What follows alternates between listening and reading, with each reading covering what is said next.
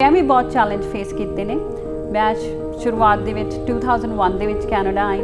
ਜਦੋਂ ਕੈਨੇਡਾ ਆਈ ਸਿਰਫ 12 grade finish ਕੀਤੀ ਸੀ ਇੰਡੀਆ ਦੇ ਵਿੱਚ। ਉਸ ਤੋਂ ਬਾਅਦ ਇੰਡੀਆ ਦੇ ਵਿੱਚ ਮੈਰਿਜ ਹੋ ਗਈ। ਉਸ ਟਾਈਮ ਇਹ ਸੀਗਾ ਕਿ ਜਦੋਂ ਤੁਸੀਂ ਇੰਡੀਆ ਤੋਂ ਆਉਂਦੇ ਵੀ ਆ ਨਵਾਂ, ਕੋਈ ਕੈਨੇਡਾ ਦੇ ਵਿੱਚ ਵੀ ਵੈਲਕਮ ਨਹੀਂ ਕਰਦਾ, ਚਾਹੇ ਉਹ ਫੈਮਿਲੀ ਹੈ ਚਾਹੇ ਬਾਹਰੋਂ ਆ, ਜੌਬ ਤੇ ਵੀ ਨਹੀਂ ਵੈਲਕਮ ਹੁੰਦਾ। ਤੁਸੀਂ ਇੰਡੀਆ ਤੋਂ ਆਏ ਹੋ, ਤੁਸੀਂ ਇਹ ਆ, ਸਪੈਸ਼ਲੀ ਇੰਡੀਆ ਤੋਂ ਕੁੜੀ ਆਈ ਹੈ। ਤੇ ਨੌਲੇਜ ਦੇ ਮੁਤਾਬਿਕ ਜਦੋਂ ਤੁਹਾਨੂੰ ਜੌਬ ਮਿਲਦੀ ਹੈ, ਤੁਸੀਂ ਕਰਦੇ ਆ, ਉਹਨਾਂ ਨੂੰ ਲੱਗਦਾ ਵੀ ਹਾਂ ਕੁੜੀ ਅੱਗੇ ਜਾ ਰਹੀ ਹੈ। ਪਰ ਉਸ ਟਾਈਮ ਕੈਨੇਡਾ ਦੇ ਵਿੱਚ ਵੀ ਇਹ ਸੀਗਾ ਕਿ ਜਿੰਨੀਆਂ ਉੱਪਰ ਵਾਲੀਆਂ ਜੌਬਾਂ ਸਾਰੀਆਂ ਮੁੰਡਿਆਂ ਕੋਲ ਨੇ। ਸੀਜ਼ਨ 4 ਦੇ ਵਿੱਚ ਮੈਂ ਸੁਪਰ ਸਟੋਰ ਜੁਆਇਨ ਕੀਤਾ। ਮੈਂ ਪਹਿਲੀ ਕੁੜੀ ਸੀ ਜਿਹੜੀ ਗਰੋਸਰੀ ਮੈਨੇਜਰ ਬਣੀ ਆ, ਉਹ ਵੀ ਨਾਈਟ ਸ਼ਿਫਟ ਤੇ ਮੈਂ ਕੀਤਾ ਮੈਨੇਜਰ ਦੀ। ਸਟੋਰ ਮੈਨੇਜਰ ਸੀ, ਉਹਨੇ ਕਿਹਾ ਸੀ like are you okay, you sure ਕਰ ਲਏਂਗੀ, ਕਿਉਂਕਿ ਇੱਕ ਜਿਹੜੀ ਜੌਬ ਹੈ ਮੋਸਟਲੀ ਮੁੰਡੇ ਹੀ ਕਰਦੇ, ਅੱਜ ਤੱਕ ਕੁੜੀਆਂ ਨੇ ਨਹੀਂ ਕੀਤੀ। ਤੇ ਮੇਰਾ ਆਨਸਰ ਸੀਗਾ ਮੁੰਡੇ ਕਰਦੇ, ਵਾਈ ਨਾਟ ਮੀ, ਮੇਰੇ ਵਿੱਚ ਕੀ ਰੋਂਗ। ਤੇ ਇਹ ਸੀਗਾ ਕਿ ਜਿਹੜਾ ਇੰਡੀਆ ਤੋਂ ਆਉਂਦਾ ਸੀਗਾ ਉਹਨੂੰ ਨਾਲ ਉਸ ਕੁੜੀ ਦੀ ਵੈਲਿਊ ਵੀ ਨਹੀਂ ਇੰਨੀ ਹੁੰਦੀ ਸੀਗੀ। ਇਹ ਸਮਝਿਆ ਜਾਂਦਾ ਸੀ ਕਿ ਇਹ ਬੰਦਾ ਉੱਥੇ ਯੂਜ਼ਲੈਸ ਹੈ, ਇਸ ਲਈ ਇੱਥੇ ਆਇਆ ਹੈ, ਕਿਉਂਕਿ ਉੱਥੇ ਇਹਦਾ ਕੁਝ ਨਹੀਂ ਹੋ ਸਕਦਾ ਸੀ। ਫੈਮਿਲੀ ਦਾ ਇਹ ਸੀਗਾ, ਉਹ ਕਹਿੰਦੇ ਕਿ ਤੇਰਾ ਬੇਬੀ ਆਪੀ ਸਾਂਭ, ਆਪ ਸਾਰੇ ਜੌਬ ਕਰਦੇ ਸੀ। ਉਹ ਕਹਿੰਦੇ ਕਿ ਤੇਰੇ ਬੇਬੀ ਹੈ, ਤੇਰਾ ਹੀ ਪ੍ਰੋਬਲਮ ਹੈ, ਸਾਡੀ ਤਾਂ ਨਹੀਂ ਹੈਗੀ। ਮੇਰੇ ਹਸਬੈਂਡ ਉਸ ਟਾਈਮ ਕਹਿ ਲਓ ਕਿ ਉਹ ਇੱਕ ਕੀਨੋ ਵਿੰਡੋ ਕੰਪਨੀ ਦੇ ਵਿੱਚ ਕੰਮ ਕਰਦੇ ਸੀਗੇ। He don't care, he said it's your problem. ਉਸ ਤੋਂ ਬਾਅਦ ਇਹ ਸੀਗਾ ਕਿ ਮੈਂ ਆਪਣੇ ਪੇਰੈਂਟਸ ਨੂੰ ਸਪਾਂਸਰ ਕੀਤਾ। ਉਹ 2006 ਦੇ ਵਿੱਚ ਕੈਲਗਰੀ 'ਚ ਆਏ। ਦੈਨ ਮਾਈ ਮਮ ਹੈਲਪ ਮੀ ਅ ਲੋਟ। ਮੇਰੇ ਮਮ ਦੇ ਹੈਲਪ ਕਰਨ ਦੇ ਨਾਲ ਇਹ ਸੀਗਾ ਕਿ ਮੈਨੂੰ ਫੈਮਿਲੀ ਸਪੋਰਟ ਜ਼ਿਆਦਾ ਮਿਲਣ ਲੱਗ ਗਈ। ਦੈਨ ਐਕਚੁਅਲੀ ਆਈ ਗੋਟ ਡਾਈਵੋਰਸਡ, ਕਿ ਮੈਂ ਡਿਵੋਰਸ ਲਿਆ ਆਪਣੇ ਫਸਟ ਈਅਰ, ਕਿਉਂਕਿ ਇਹ ਸੀਗਾ ਕਿ ਜੇ ਮੈਂ ਹੀ ਖੁਦ ਕਰਨਾ ਸਾਰਾ ਕੁਝ, ਦੈਨ ਵਾਈ ਆਈ ਨੀਡ। ਉਸ ਟਾਈਮ 'ਤੇ ਵੀ ਬਹੁਤ ਜ਼ਿਆਦਾ ਸੋਸ਼ਲ ਲਾਈਕ ਆਪਾਂ ਕਹਿ ਲਓ ਕਿ ਹੁੰਦਾ ਸੀ, ਸ਼ੋਸ਼ਣ ਵੀ ਕੁੜੀਆਂ ਨਾਲ ਹੁੰਦਾ ਰਿਹਾ ਇੱਥੇ। ਮੈਂ ਖੁਦ ਦੇਖਿਆ ਵੀ ਆਪਣੀ ਅੱਖਾਂ ਦੇ ਨਾਲ। ਬਹੁਤ ਸਾਰੀਆਂ ਕੁੜੀਆਂ ਇਹ ਹੁੰਦੀਆਂ ਸੀ ਕੰਮ 'ਤੇ ਵੀ ਆਵਾਜ਼ ਨਹੀਂ ਸੀ ਉਠਾਉਂਦੀਆਂ। ਵਿੱਚ ਆਪਣੇ ਕਲਚਰ ਦੇ ਵਿੱਚ ਕੁੜੀਆਂ ਫਿਰ ਕੁਝ ਕਹਿੰਦੀਆਂ ਨਹੀਂ ਹੈਗੀਆਂ। ਬੰਦੇ ਨੂੰ ਇਹ ਹੁੰਦਾ ਕਿ ਜੇ ਮੈਂ ਕੁਝ ਕਵਾਂਗੀ ਜਾਂ ਕੋਈ ਗੱਲ ਕਰਾਂਗੀ, ਇਸ ਘਰਦਿਆਂ ਨੇ ਵੀ ਮੈਨੂੰ ਹੀ ਬਲੇਮ ਦੇਣਾ। ਜ਼ਰੂਰੀ ਨਹੀਂ ਹੈਗਾ ਕਿ ਤੁਸੀਂ ਇੱਕ ਕਿਚਨ ਦੇ ਵਿੱਚ ਕੰਮ ਕਰਦੇ ਆ ਬੰਦਾ, ਉਹ ਸਿਰਫ ਘਰ ਦੀ ਵੂਮਨ ਹੀ ਆ, ਉਹਨੂੰ ਕੁਛ ਨਹੀਂ ਪਤਾ, ਉਹ ਵੀ ਇਹਦੇ ਵਿੱਚ ਵੀ ਇੰਪਾਵਰ ਹੈ ਜੇ ਉਹ ਆਪਣੇ ਲਈ ਸਟੈਂਡ ਕਰ ਸਕਦੀ ਹੈ।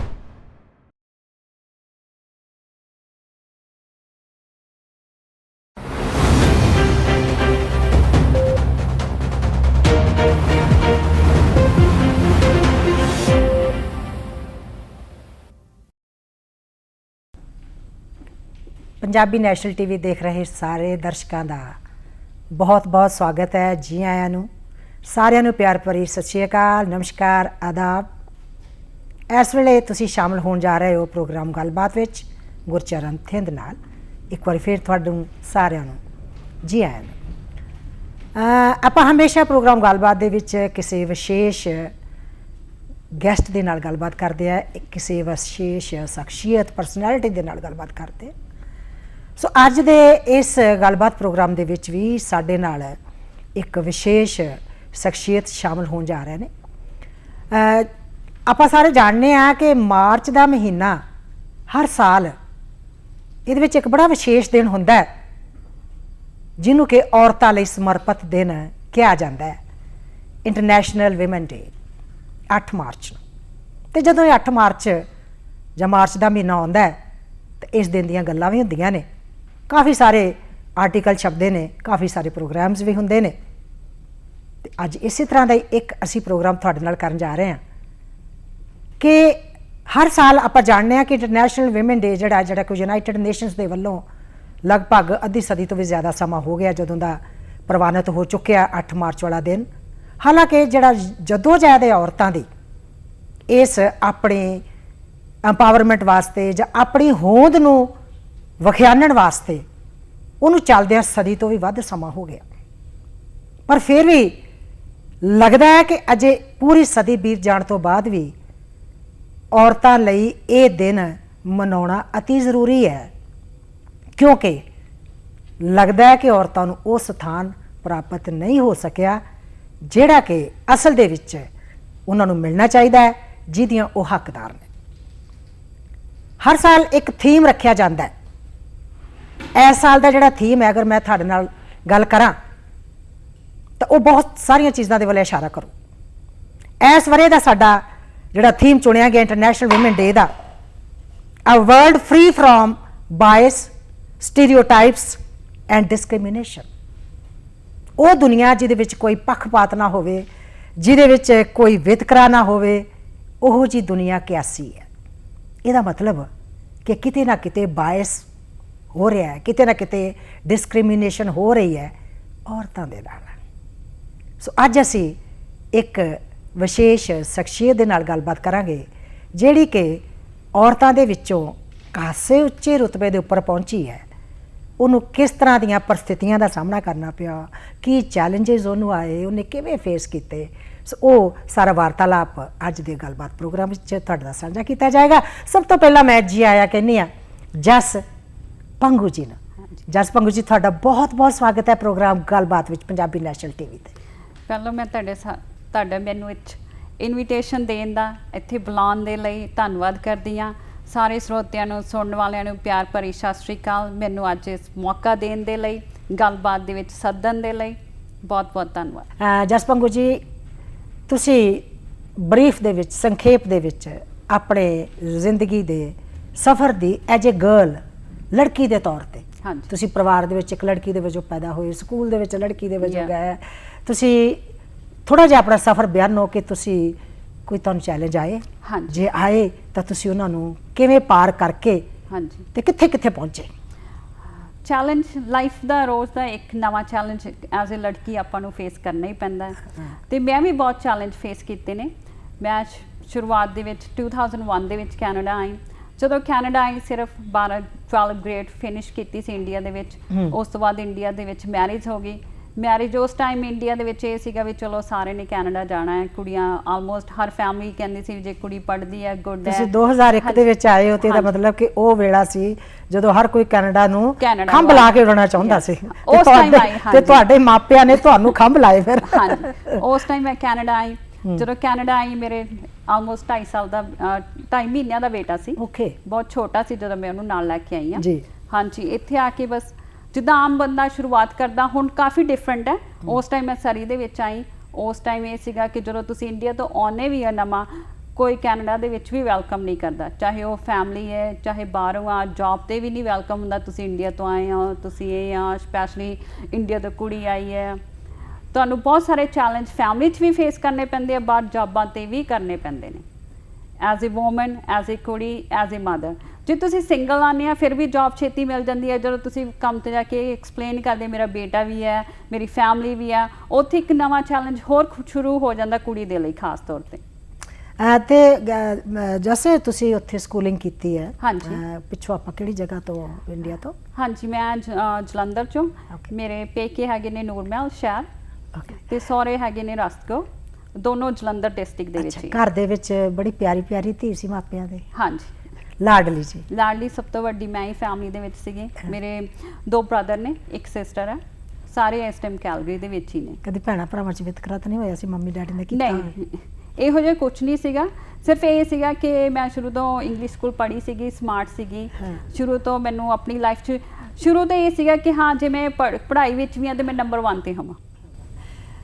ਫਿਰ ਤੁਸੀਂ ਕਾਲਜ ਗਏ, ਸਕੂਲਿੰਗ ਕੀਤੀ। ਹਾਂਜੀ, ਉੱਥੇ ਤੁਹਾਨੂੰ ਕਿਵੇਂ ਲੱਗਦਾ ਹੈ ਇਸ ਵੇਲੇ ਤੁਸੀਂ ਪਿਛਾਂਹ ਨੂੰ ਝਾਤੀ ਮਾਰ ਕੇ ਵੇਖਦੇ ਹੋ ਤਾਂ ਜਿਹੜੀ ਗੱਲ ਮੈਂ ਹੁਣੇ ਕੀਤੀ ਹੈ ਕਿ ਇਸ ਬਾਰੇ ਦਾ ਜਿਹੜਾ ਸਾਡਾ ਕਹਿੰਦੇ ਥੀਮ ਹੈਗਾ ਇੰਟਰਨੈਸ਼ਨਲ ਵਿਮਨਸ ਡੇ ਦਾ, ਉਹ ਹੈਗਾ ਕਿ award free from bias, discrimination, stereotypes. ਹਾਂਜੀ, ਕੀ ਤੁਹਾਨੂੰ ਕੁਝ ਇਸ ਤਰ੍ਹਾਂ ਦੀਆਂ ਗੱਲਾਂ ਜਿਹੜੀਆਂ ਨੇ, ਕੋਈ ਬਾਇਸ ਤੁਹਾਡੇ ਨਾਲ ਹੋਇਆ ਹੋਵੇ, ਕੋਈ ਡਿਸਕ੍ਰਿਮੀਨੇਸ਼ਨ ਵੀ ਇਹ ਗੱਲ ਹੁੰਦੀ ਹੈ, ਜਾਂ ਕਿਸ ਤਰ੍ਹਾਂ ਦਾ ਵਾਤਾਵਰਣ ਜਿਹੜਾ ਸੀਗਾ, ਤੁਹਾਨੂੰ ਕੋਈ ਚੈਲੰਜਿੰਗ ਸਿਚੁਏਸ਼ਨ ਇਸ ਪੱਖ ਤੋਂ ਕਦੀ ਆਈ ਹੋ?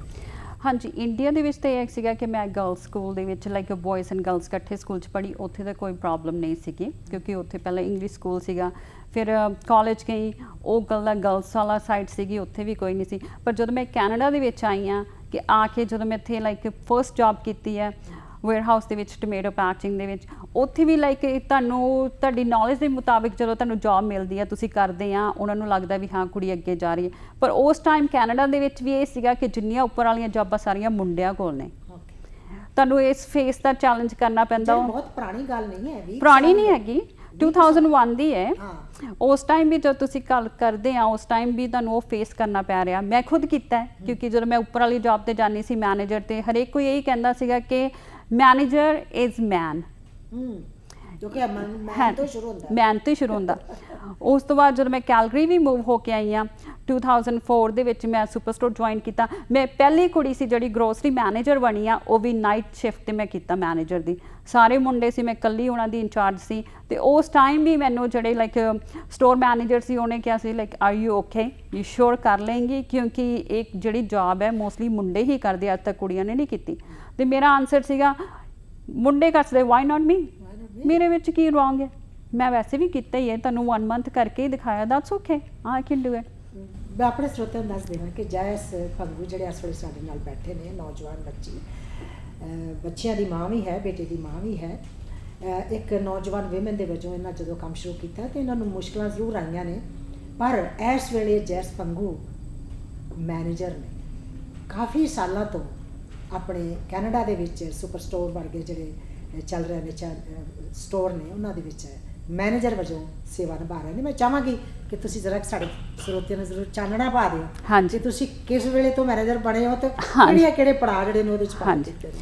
ਮੈਂ 2004 ਦੇ ਵਿੱਚ ਸੁਪਰ ਸਟੋਰ ਸ਼ੁਰੂ ਕੀਤਾ ਸੀਗਾ ਐਜ਼ ਏ, ਜਦੋਂ ਤੁਸੀਂ ਫਾਈਲ ਕਲਰਕ ਜਦੋਂ ਵਿੱਚ ਤੁਸੀਂ ਪ੍ਰਾਈਸ ਚੇਂਜ ਕਰਦੇ ਹੋ, ਵਿਦਨ ਵੀਕ ਉਹਨਾਂ ਨੇ ਮੇਰੀ ਜੌਬ ਦੇਖ ਕੇ ਮੈਨੂੰ ਪ੍ਰਮੋਸ਼ਨ ਦਿੱਤੀ। ਪ੍ਰਮੋਸ਼ਨ ਤੋਂ ਬਾਅਦ ਇਹ ਸੀਗਾ ਕਿ ਜਿਹੜਾ ਗਰੋਸਰੀ ਸੁਪਰਵਾਈਜ਼ਰ ਸੀ ਉਹ ਵਕੇਸ਼ਨ ਤੇ ਗਿਆ, ਵਿਦਨ 2 ਵੀਕਸ ਉਹਨਾਂ ਨੇ ਮੈਨੂੰ ਹੋਰ ਪੇ ਇਨਕਰੀਜ਼ ਕੀਤੀ, ਦੈਨ ਨੈਕਸਟ ਪ੍ਰਮੋਸ਼ਨ। ਉਸ ਤੋਂ ਦਾ ਜੋ ਸਫ਼ਰ ਸ਼ੁਰੂ ਹੋਇਆ, ਕਿਉਂਕਿ ਉਹਦੇ ਵਿੱਚ ਵੀ ਸੁਪਰ ਸਟੋਰ 'ਚ ਇਹ ਆ ਕਿ ਤੁਸੀਂ ਮੈਨੇਜਰ ਦੇ ਅੰਡਰ ਗਰੋਸਰੀ ਮੈਨੇਜਰ, ਤੁਸੀਂ ਗਰੋਸਰੀ ਹੈਂਡਲ ਕਰਦੇ ਹੋ, ਰਿਸੀਵਿੰਗ ਕਰਦੇ ਹੋ, ਤੁਹਾਡੇ ਅੰਡਰ ਆਲਮੋਸਟ 60-70 EMPLOYE ਕੰਮ ਕਰਦੇ ਨੇ। ਉੱਥੇ ਮੈਨੇਜਰ ਬਣੀ। ਫਿਰ ਮੈਂ 2007 ਦੇ ਵਿੱਚ ਸੇਫੇ ਦੇ ਨਾਲ ਜੁਆਇਨ ਕੀਤਾ, ਜਦੋਂ ਸਾਡਵੇ ਸੇਫੇ ਜਿਹੜਾ ਕੈਲਗਰੀ ਨਾਰਥ ਈਸਟ ਕਮਿਊਨਿਟੀ ਦਾ ਮੇਨ ਫੇਵਰੇਟ ਸਾਰਿਆਂ ਦੀ ਲੋਕੇਸ਼ਨ ਸੀ, ਉਹਦੇ ਵਿੱਚ ਮੈਂ ਐਜ਼ ਏ ਮੈਨੇਜਰ ਸ਼ੁਰੂ ਕੀਤਾ। ਉਹ ਸਟੋਰ ਖੋਲੀ, ਉਹ ਸਟੋਰ ਨੂੰ ਓਪਨ ਕਰਵਾਇਆ। ਉਸ ਸਟੋਰ ਦੇ ਵਿੱਚ ਮੈਂ 3-4 ਸਾਲ ਕੰਮ ਕੀਤਾ। ਉਸ ਤੋਂ ਬਾਅਦ ਬਹੁਤ ਸਾਰੀਆਂ ਸਟੋਰਾਂ 'ਚ ਟ੍ਰਾਂਸਫਰ ਹੋਏ, ਕਿਉਂਕਿ ਐਜ਼ ਏ ਸੇਫੇ ਮੈਨੇਜਰ ਤੁਸੀਂ ਬਹੁਤ ਸਾਰੇ ਟ੍ਰਾਂਸਫਰ ਹੁੰਦੇ, ਹਾਂਜੀ ਬੜੇ ਹੁੰਦੇ, ਹਾਂਜੀ। 2007 ਦੀ ਕਹਿ ਲਓ ਕਿ ਮੈਂ ਮੈਨੇਜਰ ਦੀ ਪੋਜੀਸ਼ਨ ਤੇ ਹਾਂ। ਅੱਜ 2022 ਹੋ ਗਿਆ ਹੈ। ਬਹੁਤ ਸਾਰਿਆਂ ਦੇ ਨਾਲ ਮੈਂ ਕੰਮ ਕੀਤਾ। ਸੇਫੇ ਦੇ ਵਿੱਚ ਵੀ ਮੈਂ ਫੇਸ ਕੀਤਾ 2007 ਦੇ ਵਿੱਚ। ਜੇ ਲੋਕੀ ਨਾਰਥ ਈਸਟ ਵਾਲਿਆਂ ਨੂੰ ਪਤਾ ਹੋਏਗਾ, ਫਲਾਇਰ ਹਰੇਕ ਦੇ ਘਰ ਜਾਂਦਾ ਸੀ। ਫਲਾਇਰ ਤੇ ਫਰੰਟ ਪੇਜ ਤੇ ਮੇਰੀ ਪਿਕਚਰ ਆਉਂਦੀ ਸੀ ਸਟੋਰ ਮੈਨੇਜਰ ਦੇ ਨਾਲ, ਜਿਹੜੇ ਉਸ ਟਾਈਮ ਦੇ ਵਿੱਚ ਮੈਨੇਜਰ ਸੀਗਾ। ਉਸ ਟਾਈਮ ਮੈਂ ASM ਅਸਿਸਟੈਂਟ ਮੈਨੇਜਰ ਦੇ ਜੁਆਇਨ ਕੀਤਾ ਸੀਗਾ ਸੇਫੇ ਨੂੰ। ਉਸ ਟਾਈਮ ਵੀ ਲੋਕੀ ਇਹ ਪੁੱਛਦੇ ਸੀਗੇ are you married to white person, ਕਿਉਂਕਿ ਸਿਰਫ ਇਹ ਸੀਗਾ ਕਿ ਮੇਰੀ ਪਿਕਚਰ ਉਸ ਮੈਨੇਜਰ ਦੇ ਨਾਲ ਸੀ।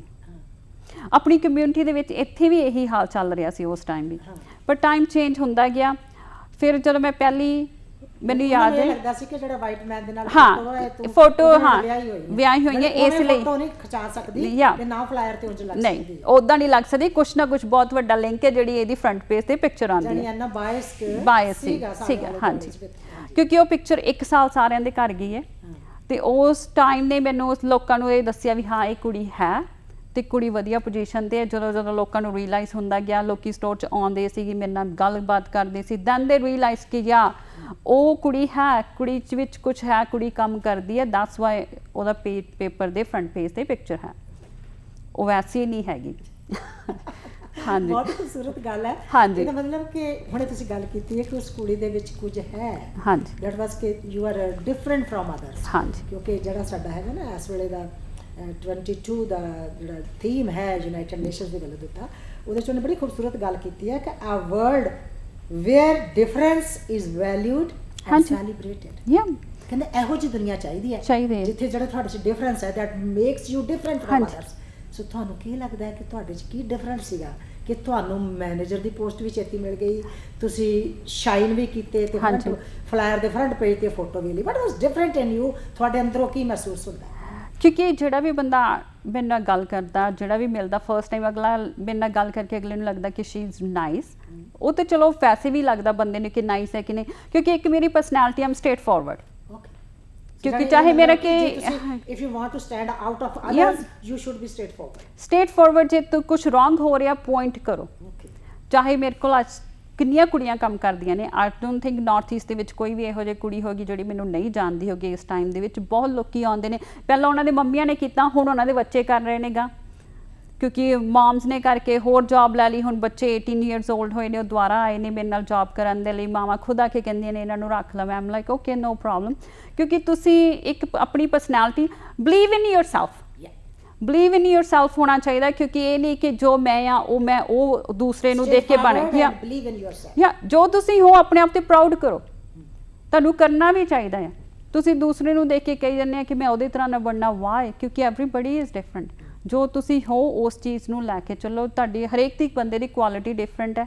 ਜੋ ਤੁਸੀਂ ਕਰ ਸਕਦੇ ਕੋਈ ਹੋਰ ਨਹੀਂ ਕਰ ਸਕਦਾ। ਤੁਹਾਨੂੰ ਆਪਣੇ ਆਪ ਤੇ ਬਲੀਵ ਹੋਣਾ ਚਾਹੀਦਾ। ਬਿਲਕੁਲ ਹੋਣਾ ਚਾਹੀਦਾ। ਜੇ ਤੁਸੀਂ ਤੁਸੀਂ ਆਪਣੇ ਆਪ ਤੇ ਬਲੀਵ ਸੀਗਾ and you are state forward, ਤੁਹਾਨੂੰ ਲੱਗਾ ਕਿ ਤੁਹਾਡੇ ਇਹ ਜਿਹੜੇ ਦੋ ਕੁਆਲਿਟੀਆਂ ਨੇ ਇਹਨਾਂ ਨੇ ਤੁਹਾਨੂੰ ਦੂਜਿਆਂ ਦੇ ਨਾਲੋਂ ਸਟੈਂਡ ਆਊਟ ਕਰਾਇਆ। ਜੇ ਤੁਸੀਂ ਕਦੀ ਰੋਂਗ ਵੀ ਕਰਦੇ ਆ, ਕਈ ਵਾਰੀ ਹੁੰਦਾ ਕੀ ਹੈ ਰੀਟੇਲ ਦੇ ਵਿੱਚ ਕੁਝ ਰੋਂਗ ਵੀ ਹੋ ਜਾਂਦਾ, ਕੋਈ ਕਸਟਮਰ ਨਾਰਾਜ਼ ਵੀ ਹੋ ਜਾਂਦਾ, ਤੁਹਾਨੂੰ ਫਾਈਂਡ ਆਊਟ ਦਾ ਵੇ ਹੋਣਾ ਚਾਹੀਦਾ ਉਹਨੂੰ ਮਨਾਉਣਾ ਕਿਵੇਂ। ਗੁੱਸੇ ਹੋ ਕੇ ਤਾਂ ਕੋਈ ਵੀ ਚਲੇ ਜਾਏਗਾ, ਮੈਨੇਜਰ ਉਹੀ ਹੁੰਦਾ ਜਿਹੜਾ ਮਨਾ ਕੇ ਕਸਟਮਰ ਵਾਪਸ ਵੀ ਲੈ ਕੇ ਆਵੇ। ਬਿਲਕੁਲ ਸਹੀ ਗੱਲ ਹੈ। ਜੇ ਕਸਟਮਰ ਜਿਹੜਾ ਨਾ ਉਹਦੀ ਸੈਟੀਸਫੈਕਸ਼ਨ ਨਹੀਂ ਹੋਈ ਹਾਂਜੀ ਤੇ ਉਹਨੂੰ ਲੱਗਾ ਕਿ ਮੈਨੂੰ ਚੀਜ਼ ਨਹੀਂ ਮਿਲ ਰਹੀ, ਤਾਂ ਆਈ ਥਿੰਕ ਕਿ ਉਹ ਦੁਬਾਰਾ ਉਸ ਜਗ੍ਹਾ ਦੇ ਉੱਪਰ ਹਾਂਜੀ ਨਹੀਂ ਆਏਗਾ। ਚਲੋ ਇਹ ਤਾਂ ਤੁਹਾਡੇ ਮੈਨੇਜਰ ਦੀ ਗੱਲ ਹੈ। ਤੁਹਾਡੇ ਕੋਲ ਉੱਥੇ ਬਹੁਤ ਸਾਰੀਆਂ ਲੜਕੀਆਂ ਵੀ ਤੁਸੀਂ ਦੱਸਿਆ ਕਿ ਕੰਮ ਕਰਦੀਆਂ ਹੋਣਗੀਆਂ। ਕੀ ਤੁਹਾਨੂੰ ਲੱਗਾ ਕਿ ਤੁਹਾਡੇ ਨਾਲ ਕੰਮ ਕਰ ਰਹੀਆਂ ਜਾਂ ਤੁਹਾਡੇ ਅੰਡਰ ਕੰਮ ਕਰ ਰਹੀਆਂ ਕੁੜੀਆਂ ਦੇ ਵਿੱਚ ਕਿਸੇ ਹੋਰ ਦੇ ਵਿੱਚ ਵੀ ਇਹੋ ਜਿਹੀ ਅੱਗ ਹੈਗੀ ਹੈ to stay different from others? ਹਾਂਜੀ, ਬਹੁਤ ਸਾਰੀਆਂ ਕੁੜੀਆਂ ਨੂੰ ਮੈਂ ਟ੍ਰੇਨ ਕੀਤਾ। ਜਿਹੜੀਆਂ ਨਵੇਂ ਕੁੜੀਆਂ ਆਉਂਦੀਆਂ ਨੇ ਜਿਹਨੂੰ ਕੁਝ ਵੀ ਨਹੀਂ ਆਉਂਦਾ ਹੁੰਦਾ, ਉਹੋ ਜਿਹੇ ਕੁੜੀਆਂ ਨੂੰ ਵੀ ਮੈਂ ਟ੍ਰੇਨ ਕੀਤਾ। ਜਿਨ੍ਹਾਂ ਨੇ ਕਦੀ ਘਰੋਂ ਨਹੀਂ ਬਾਹਰ ਨਿਕਲ ਕੇ ਦੇਖਿਆ ਹੁੰਦਾ, ਉਹਨਾਂ ਨੂੰ ਮੈਂ ਕਿਹਾ don't worry, I help you out. ਮੈਨੂੰ ਇਹ ਹੁੰਦਾ ਕਿ ਬੰਦਾ ਕੰਮ ਕਰਨ ਵਾਲਾ ਹੋਵੇ, ਜਿਹੜਾ ਬੰਦਾ ਖੁਦ ਅੱਗੇ ਆ ਕੇ ਕੁਝ ਚਾਹੁੰਦਾ। ਬੰਦੇ ਦੀ ਆਪਣੀ ਵਿਲ ਪਾਵਰ ਹੁੰਦੀ ਹੈ। ਜੇ ਬੰਦਾ ਆਪਣੇ ਆਪ ਨੂੰ ਪੋਜ਼ਿਟਿਵ ਸੋਚਦਾ, ਐਨੀਥਿੰਗ, ਜ਼ਰੂਰੀ ਨਹੀਂ ਹੈਗਾ ਤੁਸੀਂ ਪੜ੍ਹਾਈ ਨਾਲ ਹੀ ਸਾਰਾ ਕੁਝ ਬਾਈ ਬੁੱਕ ਨਹੀਂ ਸਿੱਖ ਸਕਦੇ, ਐਕਸਪੀਰੀਅੰਸ ਨਾਲ ਵੀ ਸਿੱਖ ਸਕਦੇ ਹਾਂ। ਮੈਂ ਹਰੇਕ ਨੂੰ ਛੋਟੀ ਤੋਂ ਛੋਟੀ ਜੌਬ ਵੀ ਸਿਖਾਈ ਹੈ। ਮੇਰੇ ਨਾਲ ਕੰਮ ਕੀਤੀਆਂ ਕੁੜੀਆਂ ਬਹੁਤ ਸਾਰੀਆਂ ਨੇ ਜਿਹੜੀਆਂ ਅੱਜ ਕੱਲ੍ਹ ਸੇਫੇ ਦੇ ਵਿੱਚ ਵੀ ਮੈਨੇਜਰ ਨੇ, ਜਿਨ੍ਹਾਂ ਨੂੰ ਮੈਂ ਖੁਦ ਟ੍ਰੇਨਿੰਗ ਦਿੱਤੀ ਹੈ। ਕੀ ਬਾਤ ਹੈ। ਸੇਫਵੇ ਦੇ ਵਿੱਚ ਮੈਨੇਜਰ ਵੀ ਬਣ ਗਈਆਂ ਨੇ ਕੁੜੀਆਂ। ਹਾਂਜੀ, ਕਿਉਂਕਿ ਜਿੱਥੇ ਤੁਸੀਂ ਆਪ ਇੱਕ ਚੰਗੇ ਕਹ ਲਓ ਕਿ ਡਿਫਰੈਂਟ ਪਰਸਨੈਲਿਟੀ ਹੋ ਤੇ ਦੂਜੇ ਨੂੰ ਡਿਫਰੈਂਟ ਬਣਨ ਦੇ ਵਿੱਚ ਵੀ ਹੈਲਪ ਕਰਦੇ ਹੋ। ਸੋ ਇਹੋ ਹੀ ਇੱਕ ਕੁਆਲਿਟੀ ਹੈ ਮੈਨੂੰ ਲੱਗਦਾ ਹੈ ਕਿ ਜਿਹੜੀ ਜੇ ਔਰਤ ਵਿੱਚ ਹੋਏਗੀ ਤਾਂ ਹੀ ਉਹ ਜਿਹੜੀ ਇੱਕ ਬਾਇਸਡ ਵਰਡ ਹੈ ਉਹਦੇ ਵਿੱਚੋਂ ਬਾਹਰ ਨਿਕਲ ਸਕਦੀ ਹੈ। ਕੀ ਤੁਸੀਂ ਕਦੀ ਅਚੀਵਮੈਂਟਸ ਜਿਹੜੀਆਂ ਨੇ ਤੁਹਾਡੇ ਨਾਲ ਕੰਮ ਕਰਦੀਆਂ ਲੜਕੀਆਂ ਦੀ ਜਾਂ ਬॉयਜ਼ ਦੀ ਜਿਹੜੇ ਵੀ ਕਰਦੇ ਨੇ, ਕਦੀ ਉਹਨਾਂ ਨੂੰ ਸੈਲੀਬ੍ਰੇਟ ਕਰਨ ਦਾ ਯਤਨ ਕੀਤਾ? ਹਾਂਜੀ, ਮੈਂ ਹਰ ਸਾਲ ਵੂਮਨਸ ਇੰਟਰਨੈਸ਼ਨਲ ਡੇ ਸਟੋਰ ਦੇ ਵਿੱਚ ਵੀ ਮਨਾਇਆ। ਜਿੰਨੀਆਂ ਲੜਕੀਆਂ ਉਸ ਦਿਨ ਜੌਬ ਤੇ ਆਉਂਦੀਆਂ, ਹਰ ਇੱਕ ਨੂੰ ਰੈੱਡ ਰੋਜ਼ ਜੋ ਵੀ ਹੋਵੇ, ਵੀ ਆਲਵੇਜ਼ ਡਿਸਕਸ ਕਿ ਤੁਸੀਂ ਲੰਚ ਕਰਨਾ ਹੈ ਕਿ ਡਿਨਰ ਕਰਨਾ ਹੈ, ਕੀ ਚਾਹੁੰਦੀਆਂ ਵਾ, ਦੈਨ ਆਲਵੇਜ਼ ਡੂ ਕਿ ਹਮੇਸ਼ਾ ਸੈਲੀਬ੍ਰੇਟ ਕੀਤਾ। ਮਦਰਸ ਡੇ ਤੱਕ ਮੈਂ ਸੈਲੀਬ੍ਰੇਟ ਕਰਵਾਇਆ, ਕਿਉਂਕਿ ਬਹੁਤ ਤਾਂ ਇੱਦਾਂ ਹੁੰਦਾ ਕਿ ਮਦਰਸ ਡੇ ਵਾਲੇ ਦਿਨ ਕੁੜੀਆਂ ਨੂੰ ਕੰਮ ਕਰਨਾ ਪੈਂਦਾ, ਜੌਬ 'ਤੇ ਵੀ ਆਉਣਾ ਪੈਂਦਾ। ਐਜ਼ ਏ ਮੈਂ ਵੀ ਮਦਰ ਹਾਂ, ਸੋ ਆਈ ਆਲਵੇਜ਼ ਸੇ ਕਿ ਤੁਸੀਂ ਕੀ ਚਾਹੁੰਦੇ ਹੋ। ਮਦਰਸ ਡੇ ਵਾਲੇ ਦਿਨ ਜੇ ਕਿਸੇ ਨੂੰ ਛੁੱਟੀ ਚਾਹੀਦੀ, ਛੁੱਟੀ ਦੇ ਦਿਓ, ਬੱਚੇ ਨਾਲ ਸਪੈਂਡ ਕਰਨੀ ਕਰ ਲਵੇ, ਨਹੀਂ ਵੀ ਕਰਨੀ ਹੈ ਤੇ ਆਈ ਆਲਵੇਜ਼ ਐਪਰੀਸ਼ੀਏਟ ਦੈਮ ਕਿ ਉਹ ਜੋ ਵੀ ਚਾਹੁੰਦੇ ਨੇ, ਬਾਹਰ ਜਾਣਾ ਚਾਹੁੰਦੇ ਨੇ, ਤੁਹਾਨੂੰ ਉਹਨਾਂ ਨੂੰ ਫੀਲ ਐਟਲੀਸਟ ਤੁਸੀਂ ਉਹਨਾਂ ਦਾ ਥੈਂਕ ਯੂ ਕਰੋ, ਫੀਲ ਗੁੱਡ ਕਰਵਾਓ। ਜੇ ਮੈਂ ਵੀ ਐਜ਼ ਏ ਗਰਲ ਹਾਂ, ਉਹ ਵੀ ਨੇ, ਆਪਾਂ ਇੱਕ ਦੂਸਰੇ ਨੂੰ ਐਜ਼ ਏ ਟੀਮ ਲੈ ਕੇ ਚੱਲਣਾ ਹੈ। ਤੁਹਾਨੂੰ ਇੱਕ ਦੂਸਰੇ ਨੂੰ ਕਰਵਾਉਣਾ ਪੈਂਦਾ ਫੀਲ ਗੁੱਡ ਕਿ ਹਾਂ ਤੁਹਾਡੀ ਵੈਲਿਊ ਹੈ। ਸੋ ਗੱਲਬਾਤ ਕਰ ਰਹੇ ਹਾਂ ਇਸ ਵੇਲੇ ਅਸੀਂ ਭੰਗੂ ਹੋਰਾਂ ਦੇ ਨਾਲ। ਬਹੁਤ ਖੂਬਸੂਰਤ ਗੱਲਬਾਤ ਚੱਲ ਰਹੀ ਹੈ ਇਹਨਾਂ ਦੀ, ਇੱਕ ਵੱਖਰੀ ਤਰ੍ਹਾਂ ਦੀ ਸਟੈਂਡ ਆਊਟ ਕਰਨ ਦੀ, ਤੇ ਗੱਲਬਾਤ ਅਸੀਂ ਜਾਰੀ ਰੱਖਾਂਗੇ। ਬ੍ਰੇਕ ਦਾ ਸਮਾਂ ਹੋ ਗਿਆ, ਲੈਣੇ ਛੋਟੀ ਜਿਹੀ ਬ੍ਰੇਕ, ਤੇ ਬ੍ਰੇਕ ਤੋਂ ਬਾਅਦ ਫਿਰ ਸ਼ਾਮਿਲ ਹੋਵਾਂਗੇ ਪ੍ਰੋਗਰਾਮ ਗੱਲਬਾਤ ਦੇ ਵਿੱਚ ਭੰਗੂ ਜੀ ਦਾ।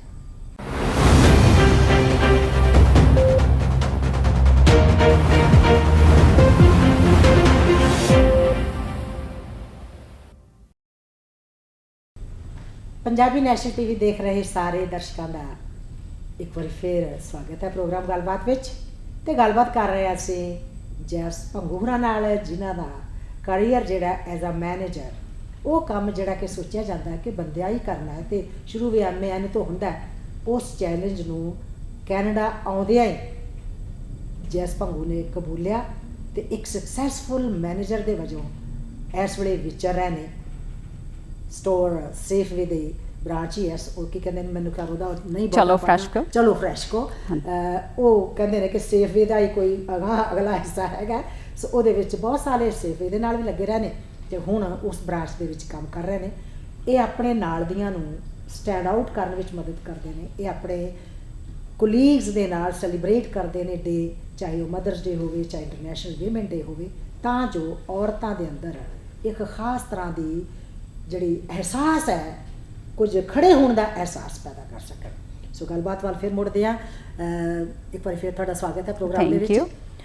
ਜੈਸੇ ਤੁਸੀਂ ਦੱਸਿਆ ਹੈ ਕਿ ਤੁਸੀਂ 12 ਗ੍ਰੇਡ ਕਰਕੇ ਹਾਂਜੀ ਪਾਸ ਕੀਤਾ ਤੇ ਤੁਹਾਡਾ ਰਿਸ਼ਤਾ ਹੋ ਗਿਆ ਤੇ ਤੁਸੀਂ ਕੈਨੇਡਾ ਆ ਗਏ ਤੇ ਸਰੀ ਹਾਂਜੀ ਜਿਹੜਾ ਕਿ ਪੰਜਾਬੀਆਂ ਦਾ ਗੜ੍ਹ ਹੈ, ਹਾਂਜੀ ਤੁਸੀਂ ਉੱਥੇ ਪਹੁੰਚ ਗਏ। ਹਾਂਜੀ ਤੁਸੀਂ ਸਿਰਫ 12 ਜਮਾਤਾਂ ਪੜ੍ਹੀਆਂ ਸੀ, 18 19 ਸਾਲ ਦੀ ਉਮਰ ਹੋਣੀ ਹੈ। ਹਾਂਜੀ ਮੈਂ 21 ਸੀ ਜਦੋਂ ਮੈਂ ਅੱਛਾ ਆਈ। 21 ਸੀ। ਹਾਂਜੀ ਤੁਸੀਂ ਇੱਥੇ ਆਏ ਹੋ, ਤੁਹਾਡੀ ਫੈਮਿਲੀ ਲਾਈਫ ਸ਼ੁਰੂ ਹੋਈ ਹੈ, ਵਿਆਹ ਹੋ ਗਿਆ, ਸੋਹਣਾ ਲਾਲ ਸੂਟ ਪਾ ਕੇ ਵਿਆਹ ਤੇ ਹੋ ਜਾਂਦਾ ਹੈ। ਹਾਂਜੀ ਹੈਂ, ਇੱਕ ਬੇਬੀ ਵੀ ਤੁਸੀਂ ਆਪਣਾ ਹਾਂਜੀ। ਨਾਲ ਲੈ ਕੇ ਆਏ ਹੋ। ਹਾਂਜੀ ਹਰ ਲੜਕੀ ਜਿਹੜੀ ਆ ਉਹਨੂੰ ਫੈਮਿਲੀ ਦੇ ਵਿੱਚ ਕੁਝ ਚੈਲੰਜਸ ਵੀ ਆਉਂਦੇ ਨੇ, ਹਾਂਜੀ ਚਾਹੇ ਉਹ ਜਿੰਨੀ ਮਰਜ਼ੀ ਕੌਨਫੀਡੈਂਟ ਹੋਵੇ। ਹਾਂਜੀ ਕੀ ਤੁਸੀਂ ਚਾਹੋਗੇ ਸਾਡੇ ਦਰਸ਼ਕਾਂ ਦੇ ਨਾਲ ਥੋੜੀ ਜਿਹੀ ਸਾਂਝ ਪਾਉਣਾ ਕਿ ਹਾਂਜੀ। ਤੁਹਾਨੂੰ ਵੀ ਕੋਈ ਫੈਮਿਲੀ ਚੈਲੰਜ ਜਿਹੜਾ ਹੈ, ਚੁਣੌਤੀ ਹੈ, ਉਹ ਆਈ? ਜੇ ਆਈ ਤਾਂ ਕਿਵੇਂ ਮੁਕਾਬਲਾ ਕੀਤਾ? ਕਿਉਂਕਿ ਸਭ ਤੋਂ ਵੱਡਾ ਇਸ਼ੂ ਜਿਹੜਾ ਸਾਡੀਆਂ ਲੜਕੀਆਂ ਦਾ ਉਹ ਫੈਮਿਲੀ ਹਾਂਜੀ, ਹੈ, ਘਰ family। ਦੇ ਅੰਦਰ ਦੀ ਚਾਰ ਦੀਵਾਰੀ। ਹਾਂਜੀ ਐਸ ਤੁਸੀਂ ਕਿਹਾ ਸਾਰਿਆਂ ਨੂੰ ਹੀ ਆਉਂਦਾ ਹੈ, ਮੈਂ ਵੀ ਫੇਸ ਕੀਤਾ ਹੈ ਕਿਉਂਕਿ ਜਦੋਂ ਮੈਂ ਆਈ 2001 ਦੇ ਵਿੱਚ ਉਦੋਂ ਐਕਚੁਅਲੀ ਜ਼ਿਆਦਾ ਫੇਸ ਕਰਨਾ ਪੈਂਦਾ ਸੀ ਕੁੜੀਆਂ ਨੂੰ,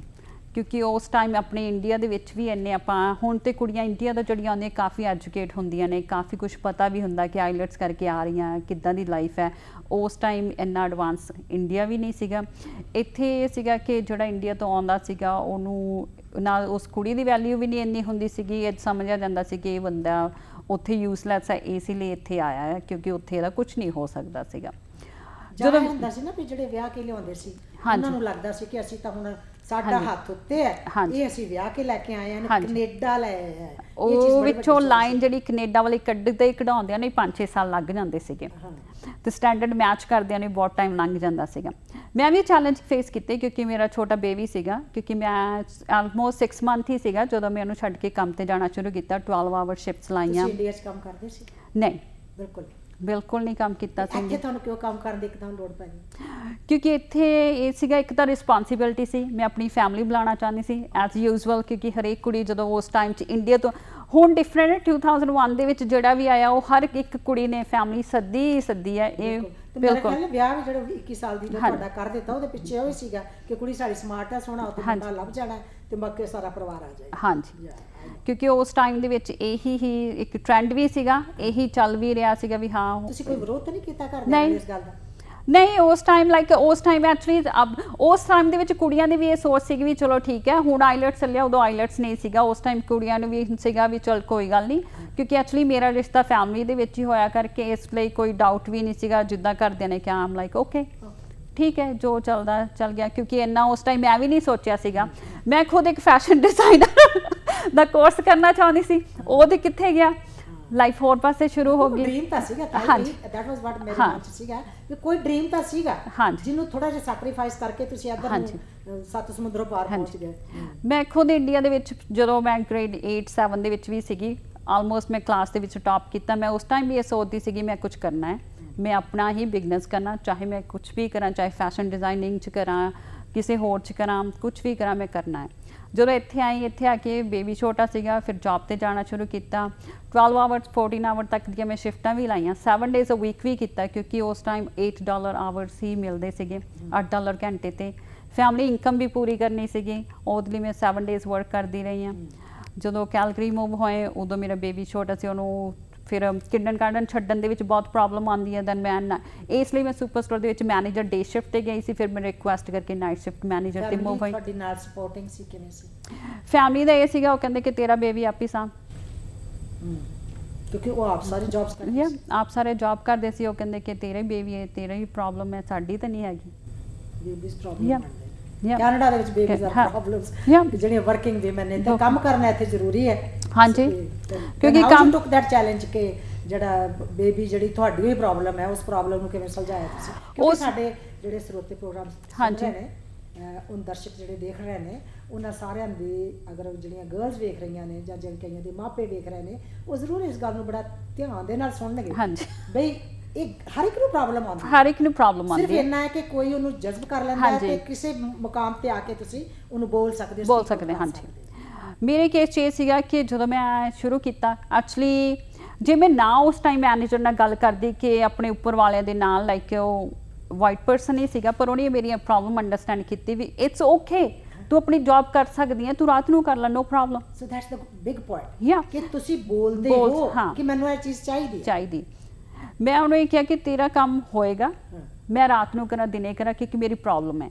ਕਿਉਂਕਿ ਮੈਂ ਜੇ ਜਿੰਨਾ ਕਮਾਵਾਂਗੀ ਓਨਾ ਹੀ ਬੇਬੀ ਸਿਟਰ ਨੂੰ ਦੇ ਦਾਂਗੀ ਤੇ ਮੈਨੂੰ ਕੁਝ ਵੀ ਨਹੀਂ ਬਚਣਾ ਪਾਕਟ ਦੇ ਵਿੱਚ, ਰਾਈਟ, ਕਿ ਮੈਂ ਓਨਾ ਹੀ ਕਮਾਨੀ ਆ ਉਸ ਟਾਈਮ। ਹੁਣ ਬੇਬੀ ਸਿਟਿੰਗ ਵੀ ਸਸਤੀ ਹੈ, ਉਸ ਟਾਈਮ $500 ਤੋਂ 560 700 ਤੱਕ ਮੰਥਲੀ ਦੇਣਾ ਪੈਂਦਾ ਸੀ ਤੁਹਾਨੂੰ, ਬਿਲਕੁਲ ਉਸ ਟਾਈਮ ਐਕਸਪੈਂਸਿਵ ਸੀਗਾ। ਹੁਣ ਥੋੜੀ ਜਦੋਂ ਹਾਂਜੀ। ਗਵਰਨਮੈਂਟ ਆਈ ਉਹਨੇ ਥੋੜਾ ਹਾਂਜੀ, ਹੁਣ ਥੋੜਾ ਹੋ ਗਿਆ, ਉਸ ਟਾਈਮ ਬਹੁਤ ਜ਼ਿਆਦਾ ਦੇਣਾ ਪੈਂਦਾ ਸੀਗਾ। ਉਸ ਟਾਈਮ ਲੋਕ ਕੁੜੀਆਂ ਵੀ ਬਹੁਤ ਸੀਗੀਆਂ ਮੇਰੇ ਨਾਲ ਦੀਆਂ ਜਿਹੜੀਆਂ ਨੂੰ ਲਾਈਕ ਫੈਮਿਲੀ ਇਸ਼ੂ ਸੀਗੇ, ਜਿਹੜੀਆਂ ਬੇਬੀ ਸਿਟਰ ਦੇ ਛੱਡਦੀਆਂ ਸੀਗੀਆਂ। 1200 ਤੱਕ ਵੀ ਕੁੜੀਆਂ ਦਿੰਦੀਆਂ ਰਹੀਆਂ, ਕਿਉਂਕਿ ਜੇ ਕੋਈ ਨਾਈਟ ਸ਼ਿਫਟ ਕਰਦਾ ਹੈ ਉਹਨੂੰ ਜ਼ਿਆਦਾ ਪੇ ਕਰਨਾ ਪੈਂਦਾ ਸੀ ਬੇਬੀ ਸਿਟਰ ਦੇ ਲਈ। ਮੈਂ ਡਿਸਕਸ ਕੀਤਾ, ਉਹ ਕਹਿੰਦੇ ਨੋ ਪ੍ਰੋਬਲਮ, ਤੇਰੀ ਜੌਬ ਹੈ, ਤੂੰ ਰਾਤ ਨੂੰ 12 ਘੰਟੇ ਲਗਾ ਲਾ, 14 ਘੰਟੇ, ਇਟਸ ਓਕੇ। ਮੈਂ ਖੁਦ ਅਲਾਰਮ ਲਾ ਕੇ ਜਾਂਦੀ ਰਹੀ ਹਾਂ ਕਿ ਆਪਣੇ ਫੋਨ ਤੇ ਕਿ ਮੈਂ ਜੇ ਉਹਨੂੰ 7:30 ਸਕੂਲ ਛੱਡਣਾ ਹੈ ਤਾਂ I have to make sure ਕਿ ਮੈਂ 6:30 ਕੰਮ ਛੱਡਦਾ, ਰਾਤ ਨੂੰ 10 ਵਜੇ ਸ਼ੁਰੂ ਕਰਕੇ ਸਵੇਰੇ 6:30 ਛੱਡਦਾ ਕਿ ਮੈਂ ਘਰ ਟਾਈਮ ਤੇ ਜਾ ਕੇ ਉਹਨੂੰ ਸਕੂਲ ਛੱਡਾਂ। Then I always have alarm on 3-3-4 alarm ਲਾ ਕੇ ਵੀ ਮੈਂ ਸੁੱਤੀ ਹਾਂ ਕਿ ਮੈਂ ਉਹਨੂੰ ਸਕੂਲੋਂ ਪਿਕ ਕਰਨਾ ਹੈ। ਇੱਕ ਦੋ ਵਾਰੀ ਮੇਰੀ ਆਪਣੀ ਲਾਈਫ ਦਾ ਐਕਸਪੀਰੀਅੰਸ ਹੈ, ਮੈਂ ਸਕੂਲ ਭੁੱਲ ਗਈ। ਇਹ ਨਹੀਂ ਕਿ ਮੈਂ ਭੁੱਲ ਗਈ, ਇੰਨੀ ਜ਼ਿਆਦਾ ਟਾਇਰਡ ਹੋਣ ਦੇ ਬਾਵਜੂਦ ਜਾਗ ਹੀ ਨਹੀਂ ਆਈ। 4 ਅਲਾਰਮ ਵੱਜਣ ਤੋਂ ਬਾਅਦ ਵੀ, ਪਰ ਮੈਂ ਸਕੂਲ ਟੀਚਰਾਂ ਨਾਲ ਡਿਸਕਸ ਕੀਤਾ ਹੋਇਆ ਸੀਗਾ ਕਿ ਮੈਂ ਇਹਨੂੰ ਪਿਕ ਕਰਨਾ। ਬਾਈ ਚਾਂਸ ਮੈਂ ਮਿਸ ਹੋ ਗਈ, 10 ਮਿੰਟ ਇੱਧਰ ਉੱਧਰ ਹੋ ਗਏ, ਕਾਲ ਮੀ, ਕਿ ਐਮਰਜੈਂਸੀ ਨੰਬਰ ਤੇ ਮੈਨੂੰ ਕਾਲ ਕਰ ਦਿਓ। ਇਹ ਨਹੀਂ ਕਿ ਮੈਂ ਇਹਦੀ ਕੇਅਰ ਨਹੀਂ ਕਰਦੀ, but I am working at night. ਪਰ ਮੈਂ ਓਨੈਸਟ ਸੀਗੀ, ਸਕੂਲ ਨੂੰ ਅੰਡਰਸਟੈਂਡਿੰਗ ਸੀਗੀ ਕਿ ਹਾਂ ਉਹਦੀ ਮਾਮ ਹੈ, ਛੱਡ ਕੇ ਵੀ ਰੋਜ਼ ਜਾਂਦੀ ਹੈ, ਲੈ ਕੇ ਵੀ ਰੋਜ਼ ਜਾਂਦੀ ਹੈ, ਜੇ ਇਨ ਕੇਸ ਕਦੀ ਪ੍ਰੋਬਲਮ ਹੋਈ ਵੀ ਕਾਲ। ਹਸਬੰਡ ਕੋਈ ਹੋਰ ਜੌਬ ਕਰਦੇ ਸੀ? ਮੇਰੇ ਹਸਬੈਂਡ ਉਸ ਟਾਈਮ ਕਹਿ ਲਓ ਕਿ ਉਹ ਇੱਕ ਕੀਨੋ ਵਿੰਡੋ ਕੰਪਨੀ ਦੇ ਵਿੱਚ ਕੰਮ ਕਰਦੇ ਸੀਗੇ। He don't care, he said it's your problem, ਤੂੰ ਆਪਣੀ ਫੈਮਿਲੀ ਸੱਦਣੀ ਹੈ ਨਾ ਸੱਦ ਫਿਰ। ਇਹ ਚੈਲੰਜ ਸੀਗਾ, ਇਹ ਚੈਲੰਜ ਸੀਗਾ ਕਿ ਤੁਸੀਂ ਆਪਣੀ ਫੈਮਿਲੀ ਬੁਲਾਣੀ ਹੈ ਤੇ ਤੁਹਾਡੇ ਲਈ ਇਟ ਵਾਸ ਅ ਬਿਗ। ਹਾਂ, ਤੂੰ ਕੰਮ ਕਰਨਾ ਹੈ, ਤੂੰ ਫੈਮਿਲੀ ਸੱਦਣੀ ਹੈ, it's your problem not my problem. Okay, ਯਾ।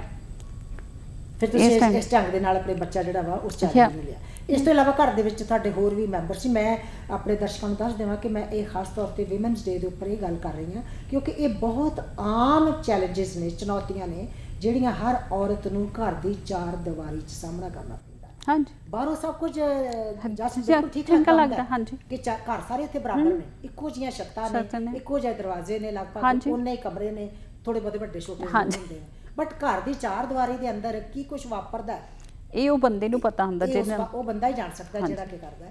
ਐਂਡ ਤੁਸੀਂ ਇੱਕ 12th ਗ੍ਰੇਡ ਪਾਸ ਕਰਕੇ ਆਈ ਮਮ ਆਪਣੇ ਬੱਚੇ ਨੂੰ ਨਾਲ ਲੈ ਕੇ, 2.5 ਮਹੀਨਿਆਂ ਦੇ ਬੱਚੇ ਨੂੰ ਨਾਲ ਲੈ ਕੇ ਆਈ, ਐਂਡ ਉਹਦੇ ਕੋਲ ਇੱਕ ਵੱਡਾ ਚੈਲੰਜ ਹੈ ਕਿ ਮੈਂ ਆਪਣੇ ਮੰਮੀ ਡੈਡੀ ਨੂੰ ਬੁਲਾਣਾ ਹੈ, ਜਿਹਦੇ ਕਰਕੇ ਮੈਨੂੰ ਕੈਨੇਡਾ ਭੇਜਿਆ ਉਹਨਾਂ ਨੇ, ਤੇ ਫਿਰ ਉਸ ਚੈਲੰਜ ਨੂੰ ਤੁਸੀਂ ਸਵੀਕਾਰਿਆ and then you came out of that. Yeah, ਉਸ ਤੋਂ ਬਾਅਦ ਇਹ ਸੀਗਾ ਕਿ ਮੈਂ ਆਪਣੇ ਪੇਰੈਂਟਸ ਨੂੰ ਸਪਾਂਸਰ ਕੀਤਾ। ਉਹ 2006 ਦੇ ਵਿੱਚ ਕੈਲਗਰੀ 'ਚ ਆਏ। ਦੈਨ ਮਾਈ ਮਮ ਹੈਲਪ ਮੀ ਅ ਲੋਟ। ਮੇਰੇ ਮਮ ਦੇ ਹੈਲਪ ਕਰਨ ਦੇ ਨਾਲ ਇਹ ਸੀਗਾ ਕਿ ਮੈਨੂੰ ਫੈਮਿਲੀ ਸਪੋਰਟ ਜ਼ਿਆਦਾ ਮਿਲਣ ਲੱਗ ਗਈ। ਦੈਨ ਐਕਚੁਅਲੀ ਆਈ ਗॉट ਡਾਈਵੋਰਸਡ, ਕਿ ਮੈਂ ਡਿਵੋਰਸ ਲਿਆ ਆਪਣੇ ਫਸਟ ਈਅਰ, ਕਿਉਂਕਿ ਇਹ ਸੀਗਾ ਕਿ ਜੇ ਮੈਂ ਹੀ ਖੁਦ ਕਰਨਾ ਸਾਰਾ ਕੁਝ then why I need him. It's really hard. ਅਗਰ ਮੈਂ ਇਕੱਲੀ ਨੇ ਸਭ ਕੁਝ ਕਰਨਾ ਹੈ, ਵਾਈ ਆਈ ਨੀਡ ਹਿਮ। ਮੈਂ ਬਹੁਤ ਸਾਰੀਆਂ ਲੜਕੀਆਂ ਜਿਹੜੀਆਂ ਨੇ ਉਹਨਾਂ ਦੇ ਨਾਲ ਮੈਨੂੰ ਲੱਗਦਾ ਕਿ ਸੁਣਿਆ ਕਈਆਂ ਦੇ ਮੂੰਹੋਂ ਕਿ ਜੇ ਮੈਂ ਇੱਕ ਬੱਚਾ ਪਾਲਣਾ ਤੇ ਫਿਰ ਦੂਜਾ ਕਿਉਂ ਪਾਲਾਂ। ਯਾ, ਕਿਉਂਕਿ ਬੱਚੇ ਵੀ ਦੇਖਦੇ ਨੇ। ਮੇਰਾ ਬੇਟਾ ਉਦੋਂ ਬਹੁਤ ਛੋਟਾ ਸੀ, ਪਰ one day he just came to me, why you need him. ਉਹਦਾ ਵੀ ਸੇਮ ਕੁਐਸਚਨ ਸੀਗਾ ਕਿ ਆਪਾਂ ਇੰਨਾ ਬਿਹੇਵੀਅਰ ਜਿਹੜਾ ਉਹਦਾ ਇਨਡਿਫਰੈਂਟ ਸੀਗਾ ਆਪਣੇ ਤੇਰੇ ਪ੍ਰਤੀ ਵੀ ਹੈ, ਬੱਚੇ ਪ੍ਰਤੀ। ਹਾਂਜੀ, ਕਿਉਂਕਿ ਇਹ ਸੀਗਾ ਆਪਣੀਆਂ ਫੈਮਲੀਆਂ ਦੇ ਵਿੱਚ ਉਸ ਟਾਈਮ ਇਹ ਸੀਗਾ ਕਿ ਜੇ ਕੁੜੀਆਂ ਪੇਰੈਂਟਸ, ਫਾਦਰ ਇਨ ਲਾ, mother in law, father in ਲਾ, ਮਦਰ ਇਨ ਲਾ, ਬ੍ਰਦਰਸ, ਕਜ਼ਨ ਆਪਣੇ ਤੁਹਾਡੇ ਫੈਮਿਲੀ ਦੇ ਵਿੱਚ ਤੁਹਾਡੇ ਉਹਨਾਂ ਨੂੰ ਇਹ ਸੀਗਾ ਕਿ ਉਹ ਦਿਓਰ ਨਣਦਾਈਆਂ ਵਗੈਰਾ ਵਗੈਰਾ, ਉਹ ਸਾਰੇ ਲਾਈਕ ਇਹ ਸੀਗਾ ਕਿ ਜਦੋਂ ਮੈਂ ਕੈਲਗਰੀ ਮੂਵ ਹੋਈ ਆਪਣੇ ਆਪਣੇ ਸੀਗੇ, ਤੇ ਉਹ ਉਹਨਾਂ ਨੂੰ ਇਹ ਪਤਾ ਸੀਗਾ ਕਿ ਮੇਰੇ ਹਸਬੈਂਡ ਕੈਨੇਡੀਅਨ ਬੋਰਡ ਕਰਕੇ he just totally live like a Canadian person, ਕਿ ਜਿੰਨਾ ਕਮਾਉਣਾ ਉਹਨਾਂ ਖਾ ਲਓ। He don't care about like we ਹਾਂ ਆਪਾਂ ਸੇਵ ਕਰਨਾ ਜਾਂ ਫੈਮਿਲੀ ਸੱਦਣੀ ਹੈ, ਡਜ਼ਨਟ ਰੀਅਲੀ ਮੈਟਰ। ਸੋ ਉਹ ਆਪਣੀ ਫੈਮਿਲੀ ਸੀਗੇ, ਉਹ ਕਹਿੰਦੇ ਸੀ ਤੇਰੀ ਪ੍ਰੋਬਲਮ ਹੈ, ਤੂੰ ਆਪਣੀ ਫੈਮਿਲੀ ਨਾ ਸੱਦ, ਨਾ ਕੰਮ ਤੇ ਜਾ। Okay, he was so easygoing. Yeah, easygoing man. ਤੈਨੂੰ ਪ੍ਰੋਬਲਮ ਹੈ, you solve it. Okay.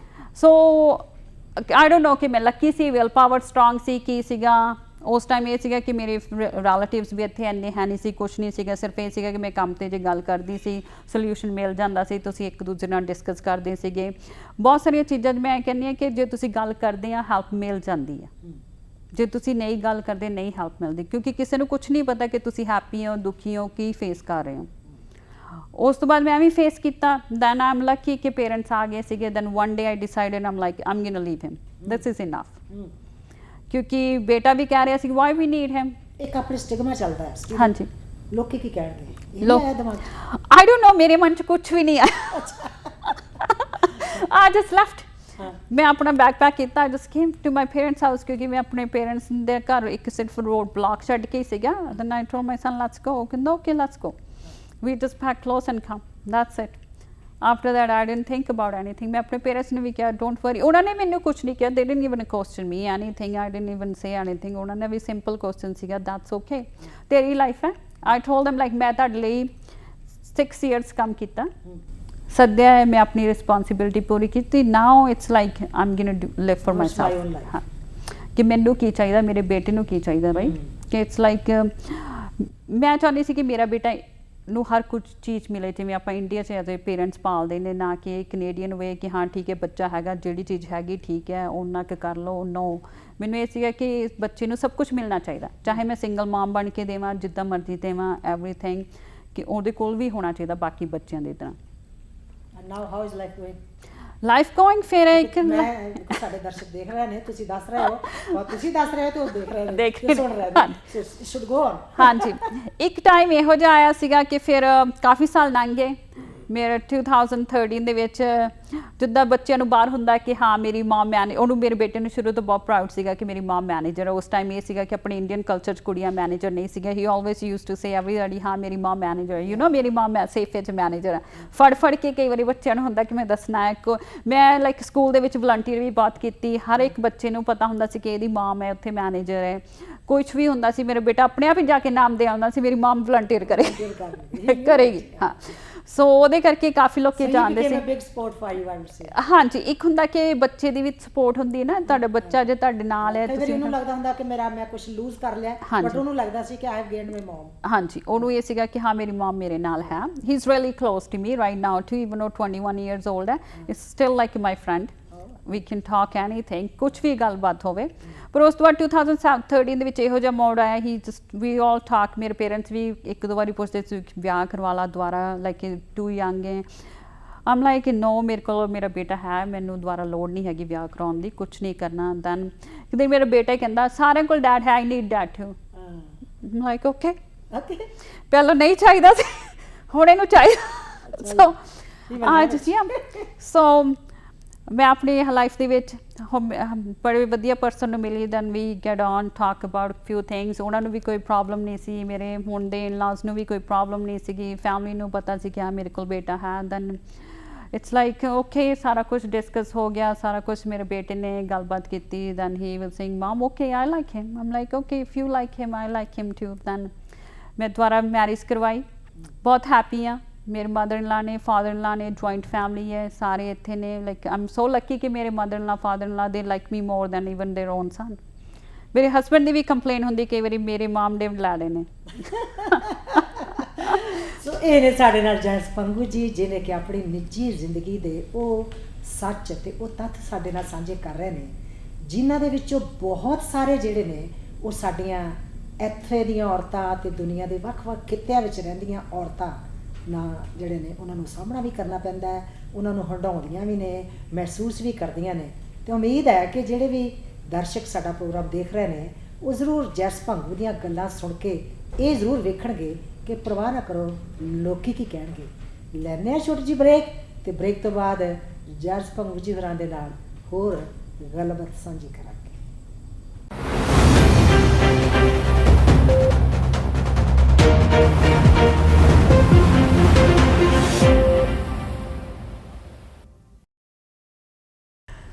Punjabi national TV ਦੇਖ ਰਹੇ ਦਰਸ਼ਕਾਂ ਦਾ ਪ੍ਰੋਗਰਾਮ ਗੱਲਬਾਤ ਦੇ ਵਿੱਚ ਇੱਕ ਵਾਰੀ ਫੇਰ ਸਵਾਗਤ ਹੈ। ਬ੍ਰੇਕ ਤੋਂ ਬਾਅਦ ਗੱਲਬਾਤ ਅਸੀਂ ਕਰ ਰਹੇ ਹਾਂ ਅੱਜ ਇੰਟਰਨੈਸ਼ਨਲ ਵਿਮਨਸ ਡੇ ਦੇ ਬਾਰੇ 'ਚ, ਉਸ ਦਿਨ ਦੀ ਅਹਿਮੀਅਤ ਦੇ ਬਾਰੇ 'ਚ ਗੱਲ ਕਰਦੇ ਹਾਂ। ਮੈਂ ਆਪਣੇ ਦਰਸ਼ਕਾਂ ਨਾਲ ਇਹ ਸਾਂਝ ਪਾਉਣਾ ਚਾਹੁੰਦੀ ਹਾਂ ਕਿ ਵਕਤ ਤੇ ਸਮੇਂ-ਸਮੇਂ 'ਤੇ ਔਰਤਾਂ ਦੀ ਐਮਪਾਵਰਮੈਂਟ ਵਾਸਤੇ, ਔਰਤਾਂ ਦੀ ਸਸ਼ਕਤਾ ਵਾਸਤੇ ਕੁਝ ਕੈਂਪੇਨਸ, ਕੁਝ ਮੂਵਮੈਂਟਸ ਜਿਹੜੀਆਂ ਨੇ ਚੱਲਦੀਆਂ ਰਹੀਆਂ। ਜਿਵੇਂ ਮੈਂ ਸ਼ੁਰੂ 'ਚ ਗੱਲ ਕੀਤੀ ਸੀ ਕਿ ਲਗਭਗ ਸਦੀ ਤੋਂ ਪਹਿਲਾਂ ਕੁਝ ਔਰਤਾਂ ਨੇ ਨਿਊਯਾਰਕ ਦੇ ਗਾਰਮੈਂਟ ਫੈਕਟਰੀ ਦੇ ਵਿੱਚ ਵਿਰੋਧ ਪ੍ਰਦਰਸ਼ਨ ਕੀਤਾ ਕਿ ਸਾਡੀਆਂ ਵਰਕ ਜਿਹੜੀਆਂ ਕੰਡੀਸ਼ਨਸ ਨੇ, ਕੰਮ ਦੀਆਂ ਹਾਲਤਾਂ ਨੇ, ਇਹ ਸਹੀ ਨਹੀਂ, ਸਾਨੂੰ ਤਨਖਾਹ ਘੱਟ ਮਿਲਦੀ ਹੈ, ਸਾਡੇ ਨਾਲ ਵਿਤਕਰਾ ਹੁੰਦਾ ਹੈ। ਵਿਰੋਧ ਪ੍ਰਦਰਸ਼ਨ ਹੋਏ ਔਰਤਾਂ ਨੇ ਵਿਰੋਧ ਕਰਕੇ ਤੇ ਉਸ ਫੈਕਟਰੀ ਦੇ ਵਿੱਚ ਆਪਣਾ ਸਥਾਨ ਪ੍ਰਾਪਤ ਕੀਤਾ। ਇਸੇ ਸਮੇਂ ਦੇ ਨਾੜੇ ਤੇੜੇ ਹੀ ਔਰਤਾਂ ਨੇ ਵੋਟ ਦੇ ਅਧਿਕਾਰ ਲਈ ਇੱਕ ਮੂਵਮੈਂਟ ਚਲਾਈ, ਜਿਹਦੇ ਸਦਕਾ ਪਹਿਲੀ ਵਾਰ ਪਹਿਲੇ ਸੰਸਾਰ ਯੁੱਧ ਤੋਂ ਬਾਅਦ ਕੁਝ ਔਰਤਾਂ ਨੂੰ ਵੋਟ ਦਾ ਅਧਿਕਾਰ ਮਿਲਿਆ, ਜਿਹੜੀਆਂ ਕਿ ਉਹ ਔਰਤਾਂ ਸੀ ਜਿਹੜੀਆਂ ਫੌਜੀਆਂ ਦੀਆਂ ਵਿਧਵਾ ਸੀ ਜਾਂ ਨਰਸਿਸ ਸਨ। ਤੇ ਉਸ ਤੋਂ ਬਾਅਦ ਇਹ ਵੋਟਾਂ ਦਾ ਅਧਿਕਾਰ ਪ੍ਰਾਪਤ ਕਰਨ ਲਈ ਔਰਤਾਂ ਦੀ ਜਦੋਜਹਿਦ ਲਗਾਤਾਰ ਚੱਲਦੀ ਰਹੀ ਤੇ ਅੱਜ ਲਗਭਗ ਪੂਰੀ ਦੁਨੀਆ ਦੇ ਵਿੱਚ ਔਰਤਾਂ ਵੋਟ ਦੇਣ ਦਾ ਅਧਿਕਾਰ ਰੱਖਦੀਆਂ ਨੇ। ਉਸ ਤੋਂ ਬਾਅਦ ਮੂਵਮੈਂਟ ਚੱਲੀ ਔਰਤਾਂ ਦੀ ਆਪਣੀ ਲੀਗਲ ਐਂਡ ਸੋਸ਼ਲ ਇਕੁਐਲਿਟੀ ਦੀ। ਕਰੀਬ 60ਵੇਂ ਦੇ ਦਹਾਕੇ ਦੇ ਵਿੱਚ 1960 ਦੇ ਕਰੀਬ ਜਿਹੜੀ ਪਹਿਲੀ ਮੂਵਮੈਂਟ ਹੈ 19ਵੀਂ ਸਦੀ ਦੇ ਐਂਡ ਤੋਂ ਲੈ ਕੇ 20ਵੀਂ ਸਦੀ ਦੇ ਸ਼ੁਰੂ ਵਿੱਚ ਪਹਿਲੀ ਮੂਵਮੈਂਟ ਹੈ।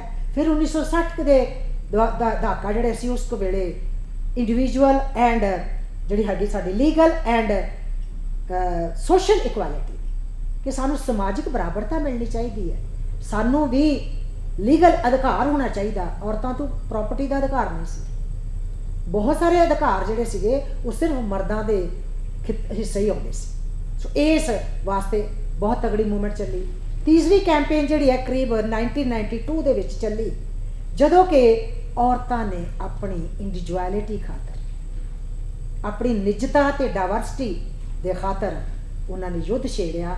ਤੇ ਫਿਰ ਜਸ ਵਾਰੀ ਆਈ 2001 ਦੇ ਵਿੱਚ ਇਹਦੇ ਨੇੜੇ ਤੇੜੇ 2000 ਜਦੋਂ ਸੋਸ਼ਲ ਮੀਡੀਆ ਬੜਾ ਹੋਂਦ ਵਿੱਚ ਆਇਆ, ਹਾਂਜੀ 2012 ਦੇ ਨੇੜੇ, ਭਾਰਤ ਦੇ ਨੇੜੇ, ਹਾਂਜੀ, ਜਦੋਂ ਔਰਤਾਂ ਨੇ ਸੋਸ਼ਲ ਮੀਡੀਆ ਤੇ ਮੀ ਟੂ ਮੂਵਮੈਂਟ ਚਲਾ ਦਿੱਤੀ, ਹਾਂਜੀ, ਕਿ ਉਹਨਾਂ ਦੇ ਨਾਲ ਜਿਹੜੀ ਸੈਕਸੁਅਲ ਹੈਰਾਸਮੈਂਟ ਹੁੰਦੀ ਸੀ, ਜਿਹੜਾ ਰੇਪ ਕਲਚਰ ਹਾਂਜੀ। ਸਾਡੇ ਸਮਾਜ ਦੇ ਵਿੱਚ ਸਦੀਆਂ ਤੋਂ ਪਨਪਰਿਆ ਸੀਗਾ, ਇਹਦੇ ਵਿਰੁੱਧ ਉਸ ਵੇਲੇ ਆਵਾਜ਼ ਉਠਾਈ ਗਈ। ਸੋ ਇਹ ਇੱਕ ਲੰਮਾ ਸਟਰਗਲ ਹੈ। ਹਾਂਜੀ। ਤੇ ਇਸ ਕੈਂਪੇਨਸ ਨੂੰ, ਇਹਨਾਂ ਲਹਿਰਾਂ ਨੂੰ ਧਿਆਨ ਦੇ ਵਿੱਚ ਰੱਖਦਿਆਂ ਤੁਹਾਨੂੰ ਕੀ ਲੱਗਦਾ ਹੈ ਕਿ ਅੱਜ ਸਾਡੇ ਸਮਾਜ ਦੇ ਵਿੱਚ ਔਰਤਾਂ ਦੀ ਸਥਿਤੀ ਕੀ ਹੈ? ਅੱਜ ਫਿਰ ਵੀ ਬਹੁਤ ਬੈਟਰ ਹੋ ਗਿਆ।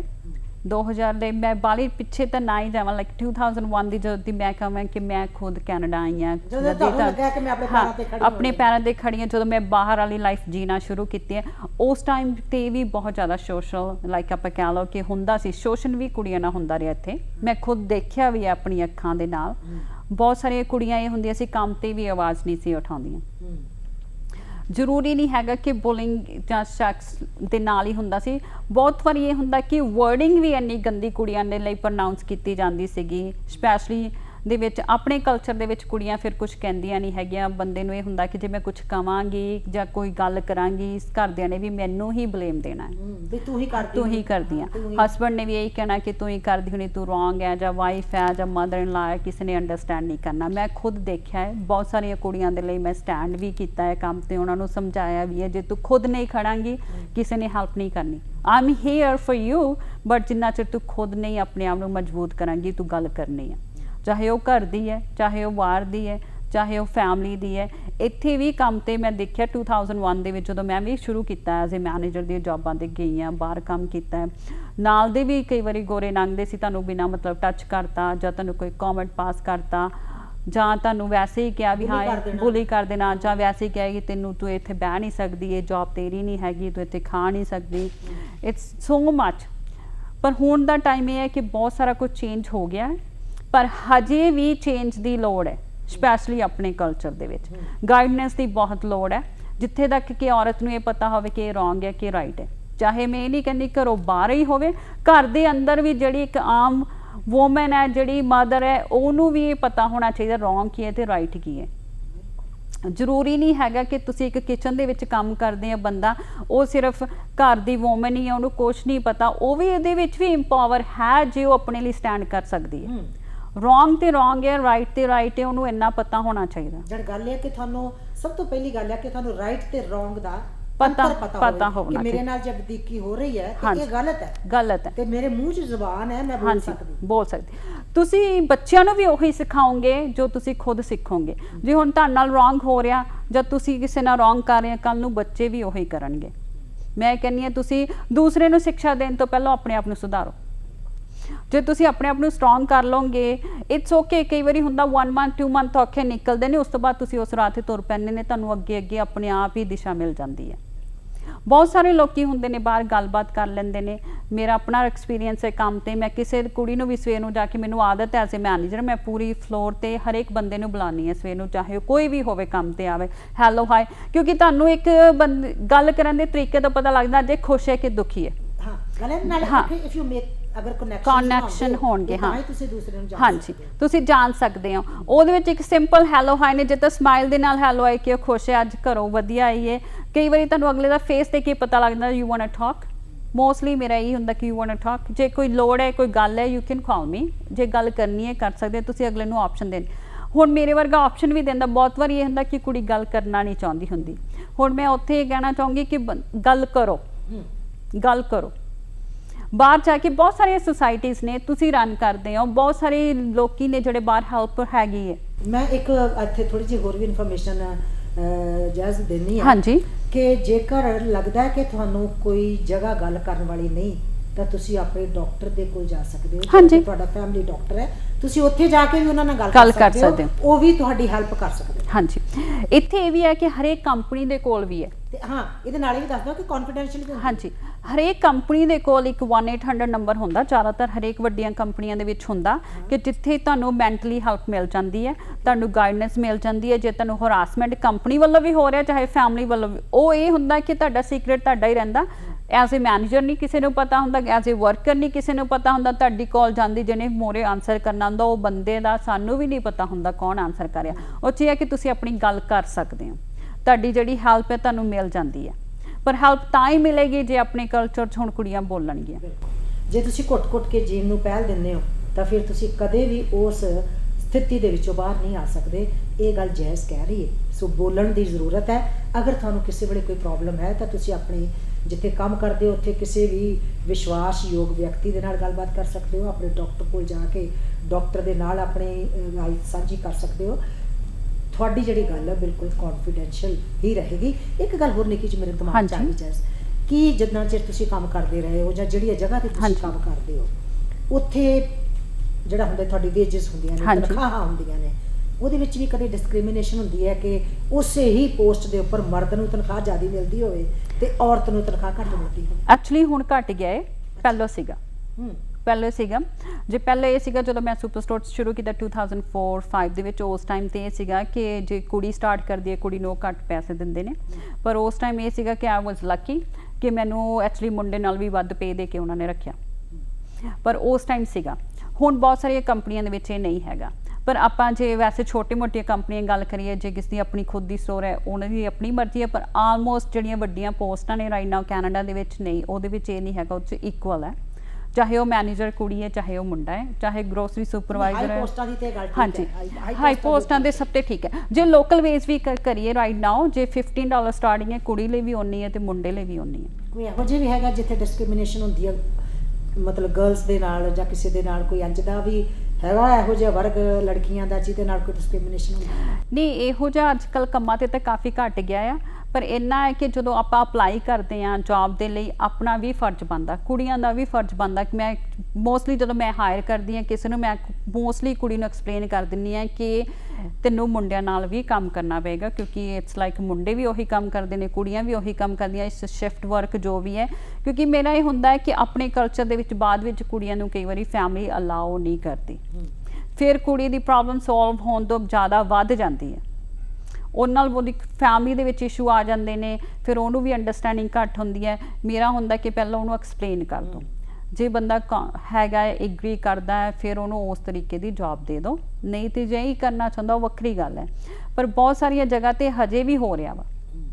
ਜੇ ਤੁਸੀਂ ਹੁਣ ਫੈਕਟਰੀਆਂ ਦੇ ਵਿੱਚ ਜਾ ਕੇ ਦੇਖੋ, ਕਈ ਵਾਰੀ ਕੁੜੀ ਨੂੰ ਪੇ ਓਨੀ ਨਹੀਂ ਮਿਲਦੀ ਜਿੰਨੀ ਮੁੰਡੇ ਨੂੰ ਮਿਲ ਰਹੀ ਹੈ, ਪਰ ਉਹ ਰਾਈਟ ਨਹੀਂ ਹੈਗਾ। ਪਰ ਉਹ ਰਾਈਟ ਕਰਨ ਦੇ ਲਈ ਆਪਾਂ ਨੂੰ ਬੋਲਣਾ ਵੀ ਤੇ ਪੈਣਾ ਨਾ। ਸਭ ਤੋਂ ਪਹਿਲਾਂ ਕਿ ਤੁਹਾਡੀ ਜਿਹੜੀ ਮੂੰਹ 'ਚ ਜ਼ਬਾਨ ਰੱਬ ਨੇ ਦਿੱਤੀ ਹੈ, ਉਹਨੂੰ ਅੰਦਰ ਹੀ ਨਾ ਰੱਖੋ, ਉਹਨੂੰ ਲੋੜ ਵੇਲੇ ਬਾਹਰ ਜ਼ਰੂਰ ਕਰੋ।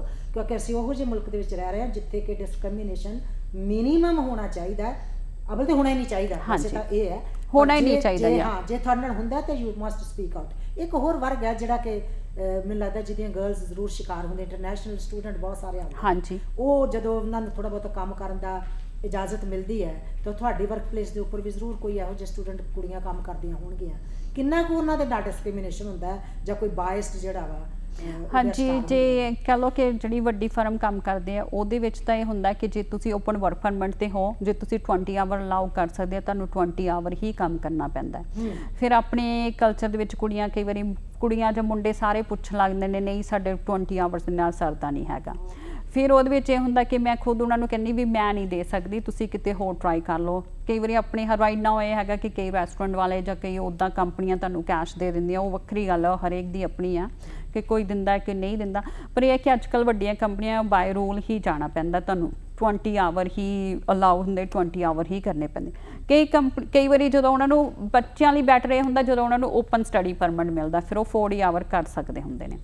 20 ਆਵਰਸ ਦੇ ਵਿੱਚ ਰਾਈਟ ਨਾਓ ਰੀਅਲੀ ਹਾਰਡ ਹੈ, ਕਿਉਂਕਿ 20 ਆਵਰ ਕੰਮ ਕਰਕੇ ਉਹ ਸਰਵਾਈਵ ਨਹੀਂ ਕਰ ਪਾਉਂਦੇ, ਬਹੁਤ ਹਾਰਡ। ਮੈਂ ਖੁਦ ਦੇਖਿਆ, ਕਿਉਂਕਿ ਬੱਚੇ ਰੋਜ਼ ਕੰਪਲੇਨ ਕਰਦੇ ਨੇ 20 ਆਵਰ ਦੇ ਨਾਲ ਵਿੱਚੋਂ ਚੈੱਕ ਦਿਓ, ਟੈਕਸ ਵੀ ਜਾਣਾ ਆ, ਰੈਂਟ ਵੀ ਦੇਣਾ ਆ, ਇਸ ਲਈ ਉਹਨਾਂ ਵਿਚਾਰਿਆਂ ਨੂੰ 4-4 5-5 ਇਕੱਠੇ ਰਹਿਣਾ ਪੈਂਦਾ। ਆਈ ਨੋ ਕਿ ਆਪਾਂ ਸਾਰੇ ਕੰਪਲੇਨ ਕਰਦੇ ਹਾਂ ਕਿ ਇਕੱਠੇ ਰਹਿੰਦੇ ਨੇ, ਜਦੋਂ ਰੈਂਟ ਦੇ ਘਰ ਦਿੰਦੇ ਆ ਘਰ ਖਰਾਬ ਹੋ ਜਾਂਦੇ ਜੇ, ਪਰ ਕੋਈ ਇਹ ਪ੍ਰੋਬਲਮ ਵੀ ਨਹੀਂ ਸੋਚਦਾ ਕਿ 20 ਆਵਰ ਦੇ ਵਿੱਚ ਉਹ ਵੀ ਕੀ ਕਰਨ। ਬਿਲਕੁਲ। ਇੱਕ ਗੱਲ ਹੋਰ ਹੈਗੀ ਹੈ ਕਿ ਸਾਡੇ, ਮੈਂ ਆਪਣੀ ਕਮਿਊਨਿਟੀ ਦੀ ਗੱਲ ਹਾਂਜੀ, ਖਾਸ ਤੌਰ ਤੇ ਜਿਹੜੇ ਹੁਣ ਜਿਵੇਂ ਇਹ ਜਿਹੜੇ ਵਰਕ ਪਰਮਿਟ ਤੇ ਬੱਚੇ ਕੰਮ ਕਰਦੇ ਨੇ, ਉਹਨਾਂ 'ਚ ਕੁੜੀਆਂ ਵੀ ਕੰਮ ਕਰਦੀਆਂ ਨੇ, ਮੁੰਡੇ ਵੀ ਕਰਦੇ ਨੇ। ਮੈਂ ਖਾਸ ਤੌਰ ਤੇ ਕੁੜੀਆਂ ਦੀ ਗੱਲ ਹੀ ਅੱਜ ਕਰੂੰਗੀ, ਕਿਉਂਕਿ ਅਸੀਂ ਵਿਮਨਸ ਡੇ ਦੇ ਨਾਲ ਸੰਬੰਧਿਤ ਗੱਲਬਾਤ ਕਰ ਰਹੇ ਹਾਂ। ਉੱਥੇ ਕੁੜੀਆਂ ਦੀ ਕਿਸੇ ਕਿਸਮ ਦੀ ਹੈਰੈਸਮੈਂਟ, ਬੁਲਿੰਗ ਜਾਂ ਉਹਨਾਂ ਦੇ ਨਾਲ ਕੋਈ ਸੈਕਸੁਅਲ ਉਹਨਾਂ ਦਾ ਸ਼ੋਸ਼ਣ ਹੁੰਦਾ ਹੋਵੇ, ਕੁਝ ਇੰਝ ਦਾ ਵੀ ਵਾਪਰ ਰਿਹਾ ਹੈਗਾ। ਮੈਂ ਇਹ ਨਹੀਂ ਕਹਿੰਦੀ ਕਿ ਤੁਸੀਂ 100% ਗੱਲ ਕਰੋ, ਜਨਰਲਾਈਜ਼ ਕਰਕੇ ਗੱਲ ਕਰੋ ਕਿ ਕੀ ਇਹੋ ਜਿਹੀਆਂ ਪ੍ਰਸਥਿਤੀਆਂ ਅਜੇ ਵੀ ਕਿਤੇ ਅਜੇ ਵੀ ਹੈ, ਕਿਉਂਕਿ ਆਪਣੇ ਇਹ ਕਿ ਕੁੜੀਆਂ ਬੋਲਦੀਆਂ ਨਹੀਂ ਹੈਗੀਆਂ ਰਾਈਟ ਨਾਓ। ਜਿਹੜੀ ਇੰਡੀਆ ਤੋਂ ਵੀ ਕੁੜੀ ਆਉਂਦੀ, ਕਈ ਵਾਰੀ ਉਹਨੂੰ ਇੰਨੀ ਨੌਲੇਜ ਨਹੀਂ ਹੁੰਦੀ, ਜਿਹੜੀ ਹੁਣ ਛੋਟੀ ਸਿਟੀ ਤੋਂ ਆਉਂਦੀ ਉਹਨੂੰ ਇੰਨਾ ਨਹੀਂ ਪਤਾ ਹੁੰਦਾ ਕਿਉਂਕਿ ਉਹਨੇ ਬਾਹਰ ਨਹੀਂ ਕੀਤਾ ਹੁੰਦਾ। ਪਰ ਰਾਈਟ ਨਾਓ ਮੈਂ ਇਹ ਵੀ ਕਹਿੰਦੀ ਹਾਂ ਕਿ ਕੁੜੀਆਂ ਨੂੰ, ਜੇ ਤੁਸੀਂ ਠੀਕ ਹੈ ਤੁਸੀਂ ਵਰਕ ਪਰਮਿਟ ਲੈਣਾ, ਕੁਝ ਵੀ ਲੈਣਾ, ਤੁਹਾਨੂੰ ਜੋਬ ਲੈਟਰ ਚਾਹੀਦੀ ਆ, just do the right thing. ਇੰਨਾ ਵੀ ਨਾ ਕਰੋ ਕਿ ਤੁਸੀਂ ਇੱਕ ਜੋਬ ਲੈਟਰ ਲੈਣ ਦੇ ਲਈ 10-10 12-12 ਦਿਨ ਕੰਮ ਕਰੀ ਜਾਓ, ਐਕਸਟਰਾ ਘੰਟੇ ਲਗਾਈ ਜਾਓ। ਜੋ ਬਣਦਾ ਹੈ, ਜੋ ਰਾਈਟ ਹੈ ਉਹਦੇ ਨਾਲ ਕਰੋ। ਇੱਥੇ ਵੀ ਹੈਲਪ ਮਿਲਦੀ ਹੈ। ਜੇ ਕੁਝ ਰੋਂਗ ਹੋ ਰਿਹਾ ਬੋਲੋ, ਗੱਲ ਕਰੋ, ਕਿਉਂਕਿ ਕੁਝ ਇਹ ਕੈਨੇਡਾ ਹੈ, ਇਹਦੇ ਵਿੱਚ ਇਹ ਨਹੀਂ ਹੈਗਾ ਕਿ ਤੁਹਾਨੂੰ ਉਹ ਕਰਨਾ ਹੀ ਪਏਗਾ। ਨੋ, ਹੈਲਪ ਚਾਹੀਦੀ ਹੈ। ਬਹੁਤ ਸਾਰੀਆਂ ਕਮਿਊਨਿਟੀਜ਼ ਨੇ ਹੈਲਪ ਹੁੰਦੀ ਹੈ। ਅੱਜ ਕੱਲ੍ਹ ਆਪਣੇ ਤਾਂ ਹੁਣ ਗੁਰਦੁਆਰੇ ਵਿੱਚ ਵੀ ਬਹੁਤ ਹੈਲਪ ਮਿਲ ਜਾਂਦੀ ਹੈ, ਬਹੁਤ ਹੈਲਪ ਮਿਲ ਜਾਂਦੀ ਹੈ। ਤੁਸੀਂ ਉੱਥੇ ਜਾ ਕੇ ਇੱਕ ਆਵਾਜ਼ ਲਾਓ। ਇੱਥੇ ਪੰਜਾਬੀ ਕਮਿਊਨਿਟੀ ਹੈਲਥ ਸਰਵਿਸਿਜ਼ ਹੈਗੀਆਂ ਨੇ, PCHS ਹੈ, ਤੁਸੀਂ ਉੱਥੇ ਵੀ ਉਹਨਾਂ ਨਾਲ ਵੀ ਕਰ ਸਕਦੇ ਹੋ। ਹਾਂਜੀ, ਤੁਸੀਂ ਉੱਥੋਂ ਵੀ ਹੈਲਪ ਲੈ ਸਕਦੇ ਹੋ। ਮੈਂ ਖੁਦ ਚਾਹੁੰਦੀ ਹਾਂ ਕਿ ਆਪਣੇ MLA ਰਾਜਨ ਸਾਨੀ ਨੇ, ਮੈਂ ਖੁਦ ਚਾਹੁੰਦੀ ਹਾਂ ਕਿ ਨੈਕਸਟ 1-2 ਵੀਕਾਂ ਤੱਕ ਮਿਲਾਂ, ਉਹਨਾਂ ਨਾਲ ਗੱਲਬਾਤ ਕਰਾਂ ਕਿ ਇਹੋ ਜਿਹਾ ਕੁਝ ਹੋਵੇ ਨਾਰਥ ਈਸਟ ਦੇ ਵਿੱਚ। ਓਨੈਸਟਲੀ ਸਪੈਸ਼ਲੀ ਲੜਕੀਆਂ ਦੇ ਲਈ, ਜਦੋਂ ਇੰਡੀਆ ਤੋਂ ਨਵੀਆਂ ਆਉਂਦੀਆਂ ਨੇ ਜਾਂ ਛੋਟੇ ਬੱਚਿਆਂ ਦੀਆਂ ਮਾਵਾਂ ਨੇ ਜਿਨ੍ਹਾਂ ਦੇ ਹਸਬੈਂਡ ਡਾਈਵਰਸ ਹੋ ਜਾਂਦੇ ਨੇ, ਜੌਬਾਂ ਦੇ ਬਹੁਤ ਔਖਾ ਹੁੰਦਾ, ਕੁਝ ਇਹੋ ਜਿਹਾ ਹੋਵੇ ਜਿੱਥੇ ਜੌਬ ਵੀ ਹੋਵੇ ਤੇ ਉਹਨਾਂ ਦੀ ਬੱਚਿਆਂ ਦੀ ਬੇਬੀ ਸਿਟਿੰਗ ਵੀ ਹੋ ਜਾਵੇ ਨਾ। Thank you very much. ਬਹੁਤ ਖੂਬਸੂਰਤ ਗੱਲਾਂ ਕੀਤੀਆਂ ਤੇ ਟਾਈਮ ਬਹੁਤ ਹੀ ਜ਼ਿਆਦਾ ਨਹੀਂ ਦੇ ਰਿਹਾ, ਤੇ ਮੈਂ ਚਾਹੁੰਦੀ ਹਾਂ ਕਿ ਤੁਸੀਂ ਜਾਂਦੇ ਜਾਂਦੇ ਸਾਡੇ ਦਰਸ਼ਕਾਂ ਨੂੰ ਸੁਨੇਹਾ ਦੇ ਕੇ ਜਾਓ, ਖਾਸ ਤੌਰ ਤੇ ਵਿਮਨ ਦਰਸ਼ਕਾਂ ਨੂੰ, ਕਿ ਜ਼ਿੰਦਗੀ ਦੇ ਵਿੱਚ ਇੱਕ ਐਮਪਾਵਰਡ ਵਿਮਨ ਬਣਨ ਵਾਸਤੇ ਕੀ ਕਰਨ, ਕਿਸ ਤਰ੍ਹਾਂ ਦੂਜਿਆਂ ਦੇ ਵਿੱਚੋਂ ਬਾਹਰ ਨਿਕਲ ਕੇ ਖੜੇ ਹੋ।